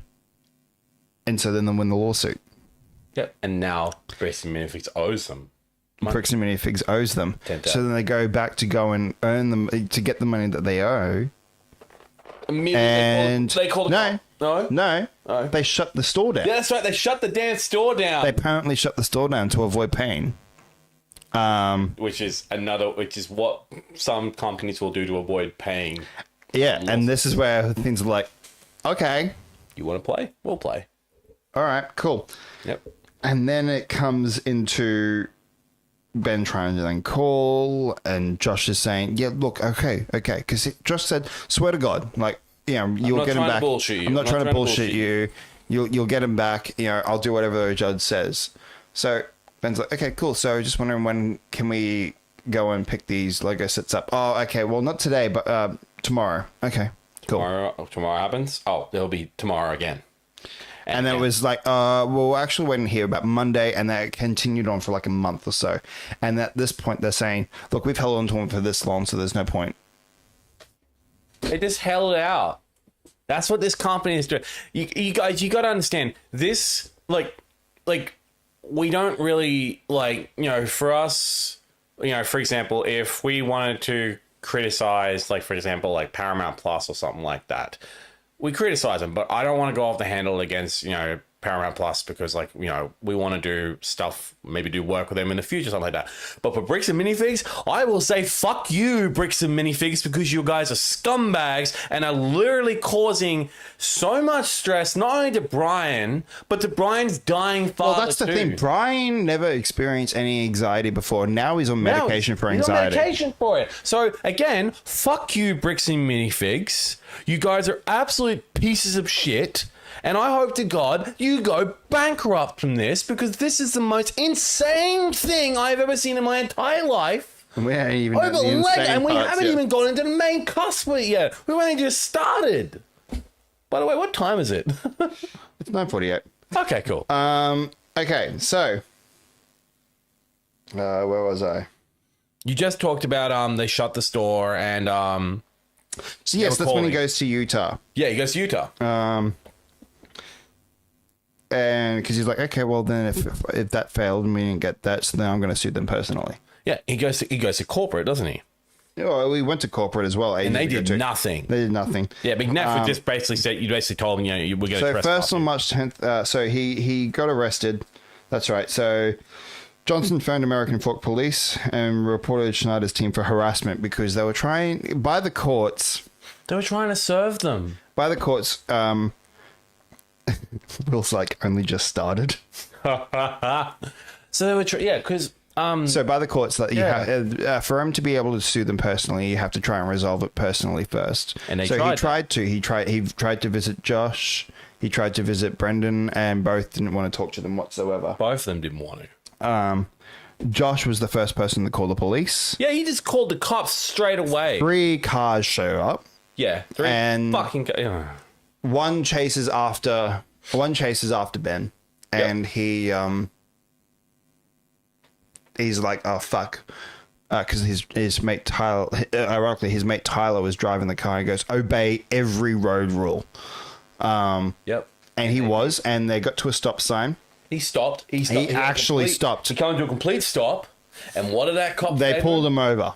Yeah. They pulled him over, and he's like, oh, you failed to stop at the stop sign. Like, I don't think I did, but okay. And then another cop shows up, and he immediately looks in the window and goes, hey Ben, how's Utah? Like, they knew exactly who he was straight away. They knew what he was there for. So how? That's the thing. Another thing is, well, they even said that it's like, how the fuck did they see us? Our car It's completely tinted. They're completely And that tinted. same police officer that they pulled him over for was the one that showed up while they were looking at the car going, how did they see us? And they showed up at his house. Yep. Essentially, the cop was stalking them, really. Stalking, which is illegal. The cops are not meant to stalk Now- fucking people. Ben requested the police footage for that. And you can see in the police footage, they actually did make a come stop. to a complete Not stop. a rolling stop, nothing. They actually stopped the car at the stop sign. So the cop was lying, So basically. the cop was lying. Yep. Not surprisingly. And so we got trespass from Josh's. And so then he went to Brendan's to try and deal with that. Brendan just stood there. Brendan opened that door up very aggressively, for starters. Look like- And he just didn't talk. He just stood. He pulled a Tony Abbott. You know, Tony. Remember that press interview that Tony Abbott did, where he just stood there and just kept nodding his head. He didn't even nod the head, though. He just stood there. He's like. He's like this. Literally that. Is that your phone? It's going my on? phone. Oh, yeah, I was gonna say. So then he gets trespass from Brendan. So he uses both of those as evidence as to, hey, look, I tried to, but now it has come to this. So And now it got approved. and it got approved. So he then first got arrested for stalking and residential targeting, picketing alongside disorderly conduct and trespassing. On March 11th, Reckless Ben was then arrested again, this time following a judge-approved search warrant of an Airbnb. And that was after they pulled them over, the next day, and Searched his car. Okay, can I say this? Because this was the part that I went, what the fuck? They literally accused Ben of having heroin in his car. They pulled him off to the side of the road and did a 3-hour search of his car trying to find drugs. Mind the way, the guy who was driving it, never done drugs in his entire life. not even alcohol. Not even alcohol. He's young. He's literally like I think he's only 18, I something like don't know how that. old 18, he is. 19. And they pulled him up for fucking heroin. Heroin. That's what fucking Bricks Minifigs done. They filed false drug allegations against Ben and his crew. Pulled him over the side of the road. 3-hour fucking search from the American Fork Police Department, which again, I just want to highlight here. Fuck Bricks and Minifigs, and now a glorious fuck the American Fork Police Department. You guys are corrupt as fuck. Literally. I cannot believe We'll get into why they're corrupt in a minute. But they also then, raided Ben's house. the footage in that is insane. Yep. They dislocated dislocated Ben's his shoulder. arm. The police chief in that media release they did after the raid said that he did not do that, which is You can literally see it in the fucking video. X-ray. They argue saying, "Oh, that's his left Everything shoulder." that the police commissioner, the lies. police officer said in the live stream, talking about the whole thing, is lies. is all fucking lies. It's lies. It's all lies. Ben literally proved it in his video when he responded. Not even in his video, but even in the security footage that came out too. No, the security footage, the body cam footage, body cam right? Now, Now they redacted so much of that body. this is where we're talking like these guys are corrupt. So These are super fucking corrupt because of who they're part of. So the police redacted a lot of footage. A lot. They redacted nearly all of it. Stuff. Anything that could have incriminated them doing the wrong thing, they've redacted. Ben was sitting in his car, and What's Will saying? This fucking cops just want any sort of dirt to arrest this guy and keep him silent. again, we're not. We'll even get there into yet. that. Jesus. You think this is wild? Yeah. So, what was I saying? You were literally talking about just how corrupt this police department is. What are they- Yeah. what are they part of? I I pointed to you and said, what are they part of? Hang on, before we get into what they're a part of. But yeah, they rejected a lot of stuff, and these guys are so dumb that they accidentally. So for starters, someone hacked into the American Fork police station and got the unredacted footage of the events after Ben got searched for the heroin stuff. Then these Then clueless the police idiots. itself, literally yesterday, accidentally released all of the unredacted footage Into on a a Dropbox. Dropbox. Immediately knew, but by the time, and then removed it. But by the time that they figured it out, It all been downloaded. people have already got it. I love on their comments on that Facebook page when they said, Not for media use. not for me to use, and then one comment saying, welcome to the internet. We do things differently here. Which and is that's a because nod, yeah. It's a nod to one of the police officers saying, like, welcome to Utah. We do things differently here. This is the internet. We do things And this is differently. literally them saying, yeah, no, we are corrupt here. And the reason they're corrupt is because they found out that the Bricks Minifigs company is Mormons. They're run by Mormons. And also, the police in Utah are run by Mormons. And they all look after themselves. They back each other up. And that's why they get away with a lot of stuff. Throw back to that footage of when that police officer was leaning into that friggin' other officer's ear because they're all part of the Mormon. Oregon. That was in Oregon. But again, they're still part. They're still all. This is all. I don't connected. think that police that area was. Yeah. I think he was just told that we need to protect this company because Ben's already been trespassed multiple times. Yep. And so it was literally, I think, him letting them know, like, hey, this guy was already, like, been a pest here. But even in a goddamn town meeting, it was brought up. yeah, today, yeah. Yeah, there was a town meeting. We'll get to that. We'll get to that. Oh my god, they're all buddy together, and they're protecting they're protecting these owners, which now they're not owners of this store anymore. They've been stood down. They have been stood there. Thanks for the spoiler. Yeah, get over it. So May this year comes the Bricks and Minifigs lawsuit. Cool. So the big turn came from Schneider's May 21st video titled "I Tracked Down the Thief Who Stole $200,000 of Lego." It was also in May of 2026 that Reckless Ben claimed that he fled to Mexico due to a warrant being out for his arrest. That was in California. There was an arrest put out for him in California. Yes, And where he also- lives. So Reckless Ben is from LA. Yeah. Right? He then went to Oregon and Utah to handle all of this stuff. And at the end of part 2, That terrified me with that end of that part and how they ended it, where they literally, what did his mates say to him? that we had an officer come to, like, his roommate back in LA had an officer come to his house and literally was acting it out like it was like he was in Hollywood, saying, well, just let him know that he's got a warrant out for his arrest. It's a fucking movie Right? pop. And Briggs and Murtaugh and fucking. and so because of that, after Ben had been arrested multiple times and was given bail, this warrant was no bail. So he would literally be stuck in prison until the court date. Literally a month. And so he's like, at the end of part 2, he goes, so I'm in Mexico because the American police have no jurisdiction over here. So now I'm going to hide out here. He get taunting and going, yeah, you can't touch me here. Yeah. And he's right, because Mexico is not part of the US legal system. So by all default, they can't fucking touch him there. Yeah, they can't touch him anyway.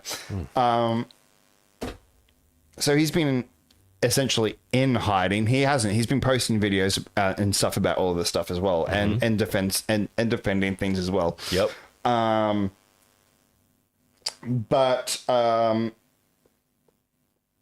Despite this, a May 29 press release from the American Fork Police Department said there were no active warrants for him in Utah. Yeah, but not in California and Oregon. Which they were talking, yeah. And then in this police body cam footage that came out, it showed that they were talking to people in the LA to try and get him over there as well, too. Which is ridiculous, because, like, oh my God. So on May 30th, it said that Bricks and Minifigs filed a lawsuit that accused Schneider, Manziel, and others of coordinating a campaign of harassment and extortion against the franchise owner in Utah and Oregon using the RICO, so the Racketeer Influence and Corrupt Organizations Act. Prosecutors could charge multiple individuals over allegations of racketeering. It's not fucking racketeering. Around this time, Schneider started a GoFundMe in support of Ed and Brian, while the latter also broke his silence by accusing Bricks and Minifigs of taking his family's life savings, which they essentially have. They have. Right? So this GoFundMe has now raised, we'll get into that, has raised over $400,000. Substantial amount of money. It's substantial. It's double the profits of what the Lego sets were worth. Yep. So Reckless Ben's final video, which is in June. So this brings us up to date with where we are in June. Yep. With Bricks and Minifigs filing an injunction and legal takedown against Snyder's Patreon account. This is something Patreon CEO Jack Conte branded as a despicable maneuver. My favorite fucking video I've ever seen. This is by far the best video response I've seen from a CEO. Jack Conte. So, yeah, Bricks and Minifigs filed a cease and desist for Ben Schneider's Patreon account. And the CEO of Patreon came back saying, look, if you have an issue with it, sue us. Basically telling Bricks and Minifigs, guess what? Stuff it. We're not going to do it. You guys can fuck off. In other words. And if you don't like it, you can sue us. On June 4th, Bricks and Minifigs said the Kaiser store would be permanently shut as part of its serving its agreement with Best and Johnson. Although the former is still believed to be a franchise in Eugene, Oregon. The final updates come as Schneider shared a June 9th video saying the much anticipated third part of his investigation wouldn't be released. It is released on his Patreon though, isn't it? No. No, he can't release it anywhere. Anywhere, even on his Patreon behind a paywall. Holy fuck, because everyone would talk about it then. He can't even show it to his mates. He can show it. You can probably show it to his mates. He can probably show it privately, but he can't release it. Because they basically have silenced him legally. Well, this is it. So saying the much anticipated third part of his investigation wouldn't be released, even though he's careful not to mention Bricks and Minifigures by name. He says the ongoing lawsuit means he has to remain quiet to avoid jail time. If he mentions anything to do with Bricks and Minifigures, mentions their name, they would risk losing the GoFundMe and he would go to jail. And now another sad factor. Still, his video directed supporters to donate to the GoFundMe, which has soared to a whopping $453,404 at the time of writing. And continues to climb. At the time of writing, a webpage called We Steal From Old People is still live, created by Reckless Ben's team to mock Bricks and Minifigures. Schneider's latest video suggests this could be in terms of him speaking out, but with a flurry of media interest and reports of death threats still being made against Bricks and Minifigures. Now, this is how they got this. This is how they literally got This is how they got Ben silenced. Even worse is that they are now Bricks and Minifigures have now made false claims against Ben, saying that he has made death threats to Bricks and Minifigures employees. He has also made bomb threats as well as fire threats and murder threats. Now, these are not just simple misdemeanors. These are felony charges. So basically, Bricks and Minifigs. So originally he was found false felony charges, which is illegal. If you are caught doing that, that's prison time. So even the misdemeanors things, prison time. They're all fucking. This company is trying to destroy this YouTuber's career because he just tried. He called them out. He called their fucking bluff. And this is their way of doing it. So I don't know if I've said it many times in this segment, Matt, but fuck Bricks and Minifigs. Because but here's the thing, though. So Ben's tried to do the right thing and try not to mention their name. He's not releasing part 3. No. At this time, at least, until everything gets proven, maybe otherwise. Yep. But unfortunately today we got a notification that the GoFundMe page has now been closed. They have now been shut down as well, and everyone has been refunded. Yep. So the $400,000 that they say that they got for Brian has now been gone back to the people that purchased. I've never seen such a poisonous company do this to. Even in the media stuff that they've been doing, it's lies. It's all lies. It's all lies. It's all lies. It's literally lies because they don't want to. I see that CEO, that smug face of his all over fucking Fox, smiling and laughing and everything like that. I'm like, I want to throw a bottle at his goddamn head. Not a plastic one, a glass bottle. I kind of want to pre-order a shirt. Yes, I want to pre-order the shirt. What's that one with the question mark? Here, I'll show you a bit of merchandise from this the is store. Merch. This is the merch that that Reckless Man We Steal From Old People's shirt pre-order. How much is it on? 53. That's all right.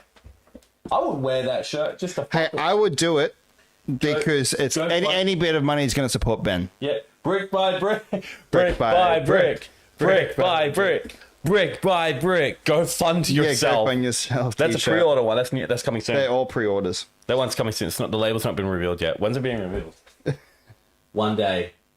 Pre-orders close. Oh yeah, so we have to show you I don't think they can show the shirt. legally. Yeah, so you have to buy it and find out what it is. Yeah. Overall, though, this has to be probably the most insane story I've ever had, and this is all over fucking Lego. That's all this is. It's Well, all at over the end of the day, it's about Lego, but it's no longer about Lego. It's more than that. And I think that Ben got way over his head because I should also have mentioned at the start that Ben's not the first person that's tried to expose him. There was another group that tried to expose him, and they already got sent cease and desist. Yeah, and they're like, they have too many lawyers for us. We're just independents. We can't afford that. Yeah. So then they immediately stopped and they deleted the video. Ben's like, fuck you. And normally he said this, and he said this in the announcement that part 3 isn't coming out, even though he's finished it and he's gotten sick from it. He's been up every night for the last week, stressing trying to get this thing released, and unfortunately, it's not coming out at least anytime soon. But he said normally I'm like the big fuck you to the big guy, but I can't to protect myself. He's got to protect himself, and he's got to not only that, but he's got to protect his friends too, because they can get dragged in this as well. And which they are. They are. His whole crew is. They're literally. I mean, for goodness' sake, he can't even go home. We don't even know if he's still in Mexico or not. We don't know. I believe he is. I don't think he can go home yet. No, I don't think he can go home yet. Which sucks even more because this company's basically ruining his life. Yeah. And I don't care what anybody says. If you ruin someone's life for money, fuck you. Yep. I agree. I'm going to just staring directly at the camera now. Fuck you, Bricks and Minifigs. I don't know if I said that many times, but I'm sorry. This is a terrible company that just wants to just ruin this man's life because Ben wanted to do the right thing. Not just Ben's, but Brian's as well. The whole crew, Reckless Ben's crew, Brian, also Brian's father too, because it's his collection. All for money. I hope Joshua Johnson and Brendan Bess literally lose everything. I hope they fucking lose everything. I hope Bricks and Minifigs goes into bankruptcy. I hope the American Fork Police Department get investigated. Well, that's where it happens today. That they had a town hall meeting, and that 3 people have brought it to town hall, going, "What the fuck? What the hell are you guys doing? You guys have been saying that you want us to be so supportive and loving and protected from our police officers. We're not, and we've now seen what's been going on, and we don't feel that." Even the guy who said it when the audio you showed me, he feels like if he said this today, he said, even me saying this today right now, I feel like the police are going to follow me home tonight. Which is insane. I expect the police to actually, combat against criminals who stalk people. I don't expect the police to be stalking me. I am just completely and utterly, I'm sad. Because this just sucks. See, I don't know if this is legit, but there is another GoFundMe. It says, let's raise funds for Reckless Ben to be able to go over the American Fork Police. Which is enough, it's reached its goal, 1.2k. Oh, no, sorry, it's only 1,200. Sorry, my apologies, I got that wrong. Jesus Christ, my math is terrible. Yeah. So 1,200 raise, and the top goal is 1.2k. Man, I hope Ben. I hope he does get out of this. I worry about him, man. Look, if you haven't, go to Reckless Ben. I'm not even sure if that's still up. What's that? The original. Yeah, I checked it earlier. It is still up. He no way. Oh, sorry. I thought you couldn't find his channel. Yeah, no, it's still up. Still up. So I tracked out. But that was the other thing too that they did, that they started reporting everything on that video. Yeah, they started doing copyright strikes. And so it wasn't copyright strikes, but privacy stuff. And so Ben then had to put in blur stuff in it. So when you watch this, there is some blur on the screen throughout the whole video, which sucks. Yeah, that's only on part 1, not on part 2, surprisingly. Yeah, part 1's like the most major one because it's the most viewed. How many views got now? Where are we at now? 5.6 million views. So this is another thing too. So Reckless Ben, I think before this whole thing started, he had 500,000 subscribers, maybe 600,000. He was averaging about 4. And now he's at 1.37 million subscribers. He has so many people following him now because of this situation. Because Ben is Ben is doing. Look, both me and Matt, we both support you, Ben. We really do. Well, I know we're small-time YouTubers. I don't know if you'll ever see this video at all, but we do support you. We want, we value your fucking story. We believe in what you're doing is the right thing, and we think this is unjustified. We think this is horrible. And we're from Australia. So, hey, Bricks and Minifigs, if you don't like it, sue us. It's not like Please don't do that. No. I'm kidding. Because they are, I think, going out for anyone that's criticizing them. The So thing is, though, what the hell can they do to us? sue us. I can't afford that shit. Neither can I.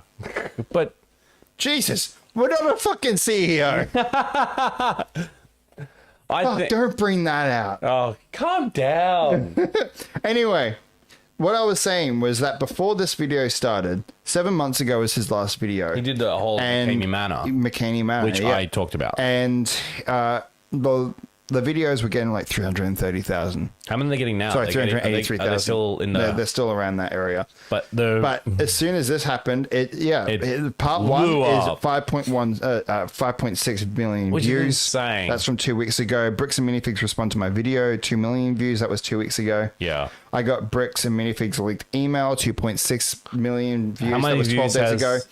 Part 4's got 4.3 million views, which is I got arrested because of Legos. My response to the police. 3.3 million views. That was 8 days ago. Now this one was interesting too. All the footage is released. The one where someone hacked into it. After a day, it had 3 million views. It's now sitting at 4.1 million views. That was 5 days ago. And now my final message, which is about him saying he can't. Yep. Go on. It's only a minute long. A minute long. It was only released yesterday, like last night. Yep. It's already at 3.5 million. Holy shit. That's insane. This has to be the most craziest and most bombastic situation I've ever seen in my entire life on YouTube.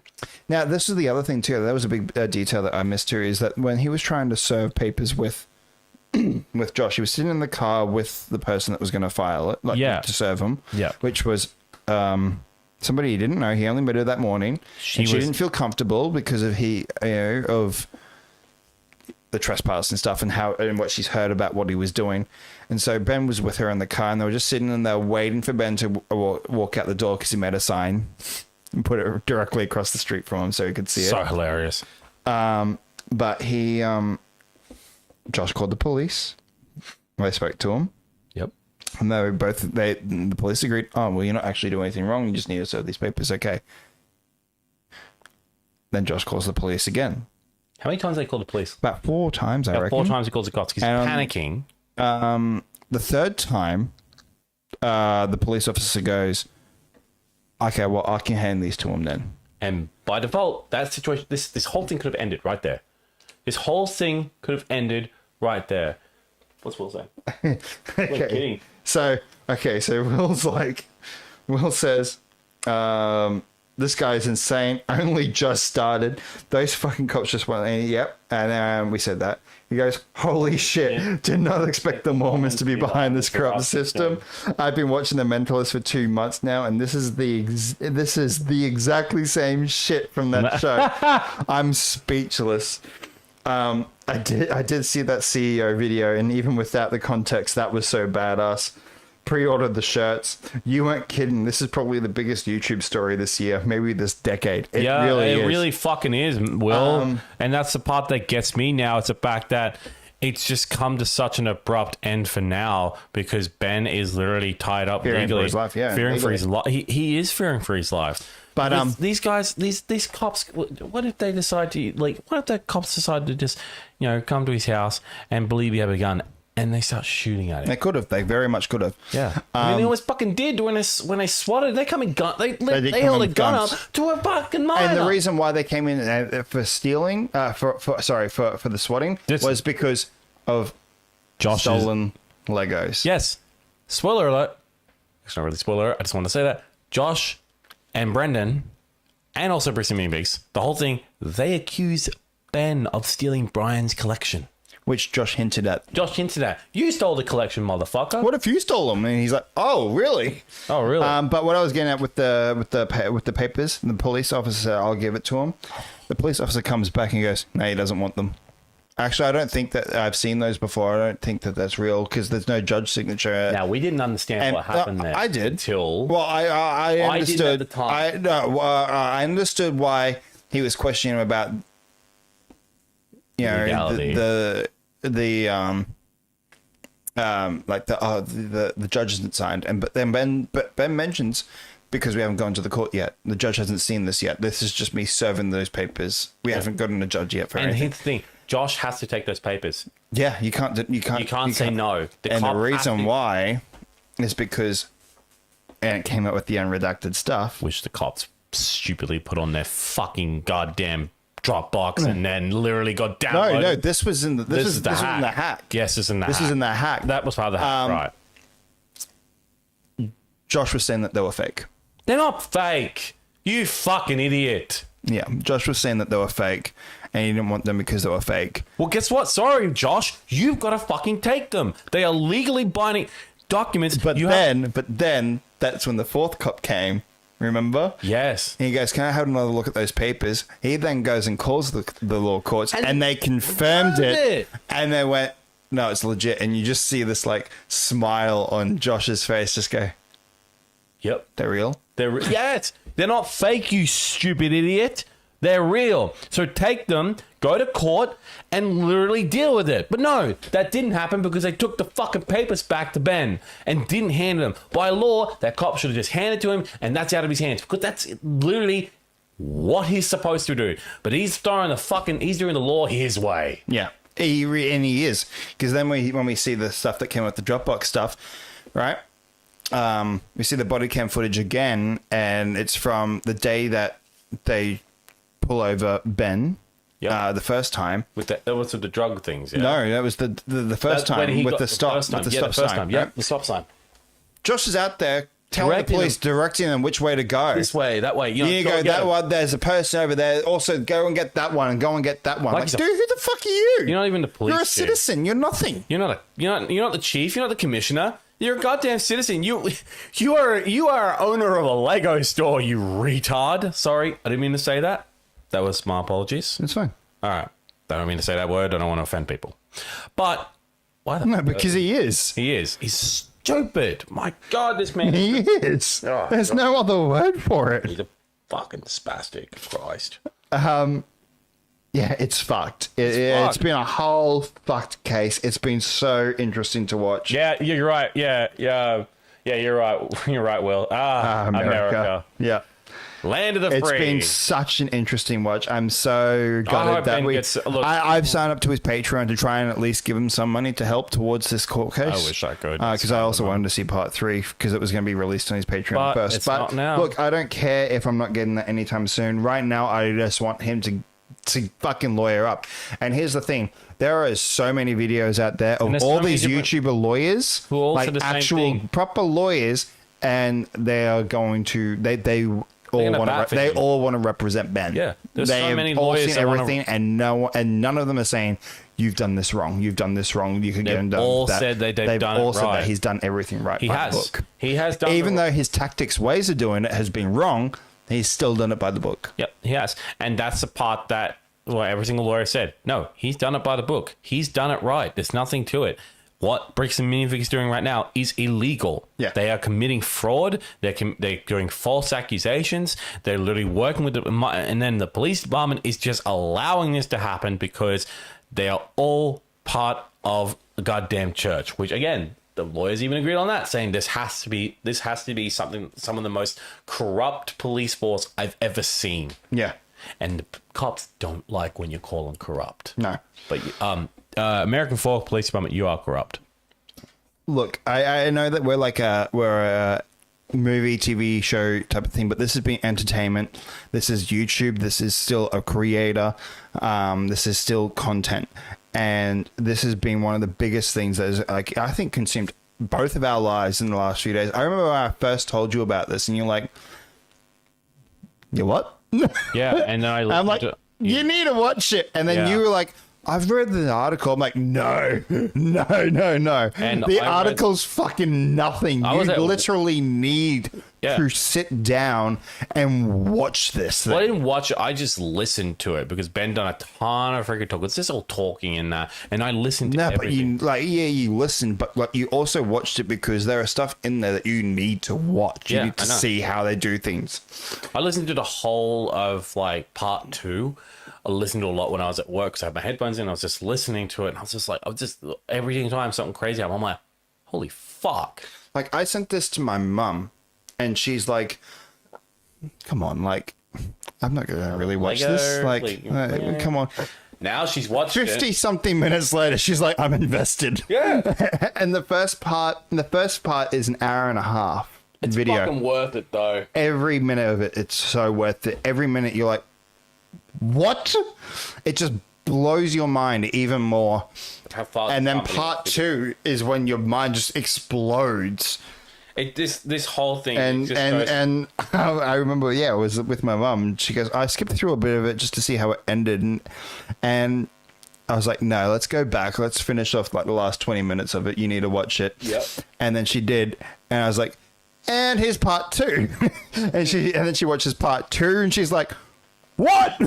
Yep. And then I'm like, oh, you think we're done? She goes, we got part 3. I was like, part 3 is not out yet. She goes, then what else is there? And then I showed her the body cam footage that got hacked out. And I remember the first thing that Ben says at the start of that video goes, American Fork got hacked. And she's like, what? How does the police department, I'm sorry, how the hell does a police department get hacked? And I was just like, yep. And then I showed her like some of the interviews that Ben's been doing about it, and then I showed the interview that Eamon was doing as well to combat what Ben was saying. Is that the police chief's his name? That's his name. Eamon, no, he's the CEO of Bricks Minifigs. That's right, Eamon McNaff. Stupid fucking. And even her, she was like, my mind's blown. Like, how is this even legal? How is this real? Yeah, starters real. Jesus, it's just fucking crazy. It's been by far the best bit of content I've seen in a long time. By far. I have not dived down into a rabbit hole with something like this, I don't think, in years. Same here. And I just can't believe it. And yeah. I hope Ben gets... Go and support Ben. Please any way you can, support Ben. Go and support him. Reckless Ben. Even if it's just sign up to his Patreon, I think I paid $16.50 for the month, which is still worth it because especially the situation that he's in right now. He's probably in the worst situation of his life right now, which sucks because of this. Well, that's the thing. Company. He said, and because that came out today too, like, was it today or was it yesterday? The video that got released from inside the car the day of the raid, and he's like, honestly, I've never been arrested before. I'm normally on the other side. But now I can kind of say like, hey, I've been arrested, and I can kind of sympathize with the people that I do put in the car. But it's out of anything that I've done, this has been the tamest video I've done, and this is the one that gets me arrested. Over Lego. You say it's over Lego. Yes, it's over a Lego, but it's literally over money. Okay, so Will's saying, I'm wondering, is this hacking situation connected somehow to this drama? Like some random hacker group did this to stir the pot? So no. So what happened was that, so Ben's first video came out 2 weeks ago. Yep. It wasn't that big then. It just progressively got bigger and bigger. So when it first got released, it wasn't getting much traction, but all of a sudden, the word of mouth. It went viral. Word of mouth got out there, and then people are starting to see it. And so then somebody's obviously gone in and hacked it to try and get the body cam footage that was being redacted for Ben to help him and help his case. Okay. And that's what's happened, yeah. Yep, that's it. Now, people in the comment section of his Patreon are going, so what if you got hacked? You're technically not releasing part 3. Someone else is. Someone has. What if that happens? But everyone's going, theoretically that could work, but how everything else has been going recently, that's still going to fuck Ben up, and we don't want that. We don't want Ben to go any further. So to try and hack in a way, like, yeah, it'd be cool to get it hacked and then leaked out, but at the same time, it's like, no, let's actually really think of Ben in this current situation and how things have all been going down and being handled. We don't want that. So because if this footage does get leaked by someone else, there is a problem there, because if it does get seen, and it's still going to go back to Ben. It's still going to go back to Ben, and Because it's still him on screen. It's still him talking about Bricks and Minifigs. So yep. Either way, it's avoiding everything that's in this new lawsuit. And that's the crazy part, is the fact that Ben's suffering for this because of this stupid fucking company. Christ. Yeah, exactly. Fuck's sake, man, this has been the most crazy situation I've ever heard in my life. Yeah. So if you haven't watched it, Reckless Ben on YouTube. What was it? What was the video called again? I tracked down the thief who stole $200,000 of Lego. Go and watch it right now. Huge amount of views, great fucking content. This is such a great video. Support Reckless Ben and fuck Bricks and Minifig. Anyway, exactly. Exactly. Holy crap, this was a big fucking show. It was huge. It was. We recorded so much. We appreciate people who did come by and watch, left comments, ask questions. God damn. Matt, where can people find us? So people can find us here on Facebook at Pixelated Popcorn Podcast, as well as TikTok on Pixelated Popcorn Podcast, and YouTube, where you're currently watching us right now, at the Pixelated Popcorn Podcast. Also on our Instagram at Pixelated Popcorn Podcast as well, where you can find us. All right, man. God damn, that was an awesome friggin' show.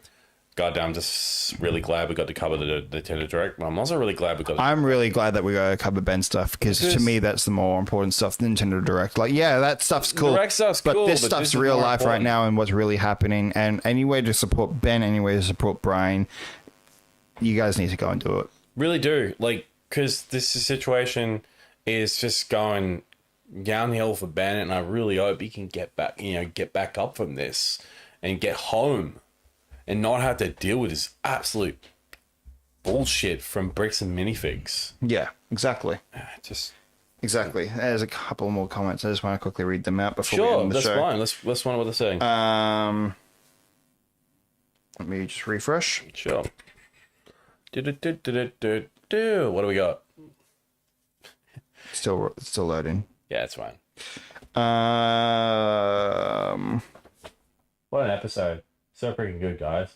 We should just wait and he can we should just wait until he can legally release it. And one episode. So freaking good, guys. Thank you, Will. We appreciate you always in our chat by and asking questions. Thank you to Stuart for dropping by, Rob, Alyssa. You guys are awesome asking us questions. So just joining us. We really love it. I know we've only got a bit of a small audience. Also to the viewers that haven't actually commented as well. Yes, we appreciate you too. So thank you for everything. We appreciate it, and we will see you guys Wednesday next week. Yes. Our regular time, 7:30. Yes, we need to find content. We've done a lot. Probably there will be more. There's always content.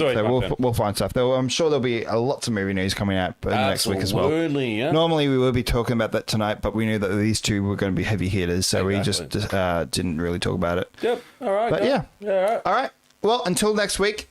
See you guys then at 7:30. My name's Matt. And I'm Tyler. Bye, guys. Bye, guys.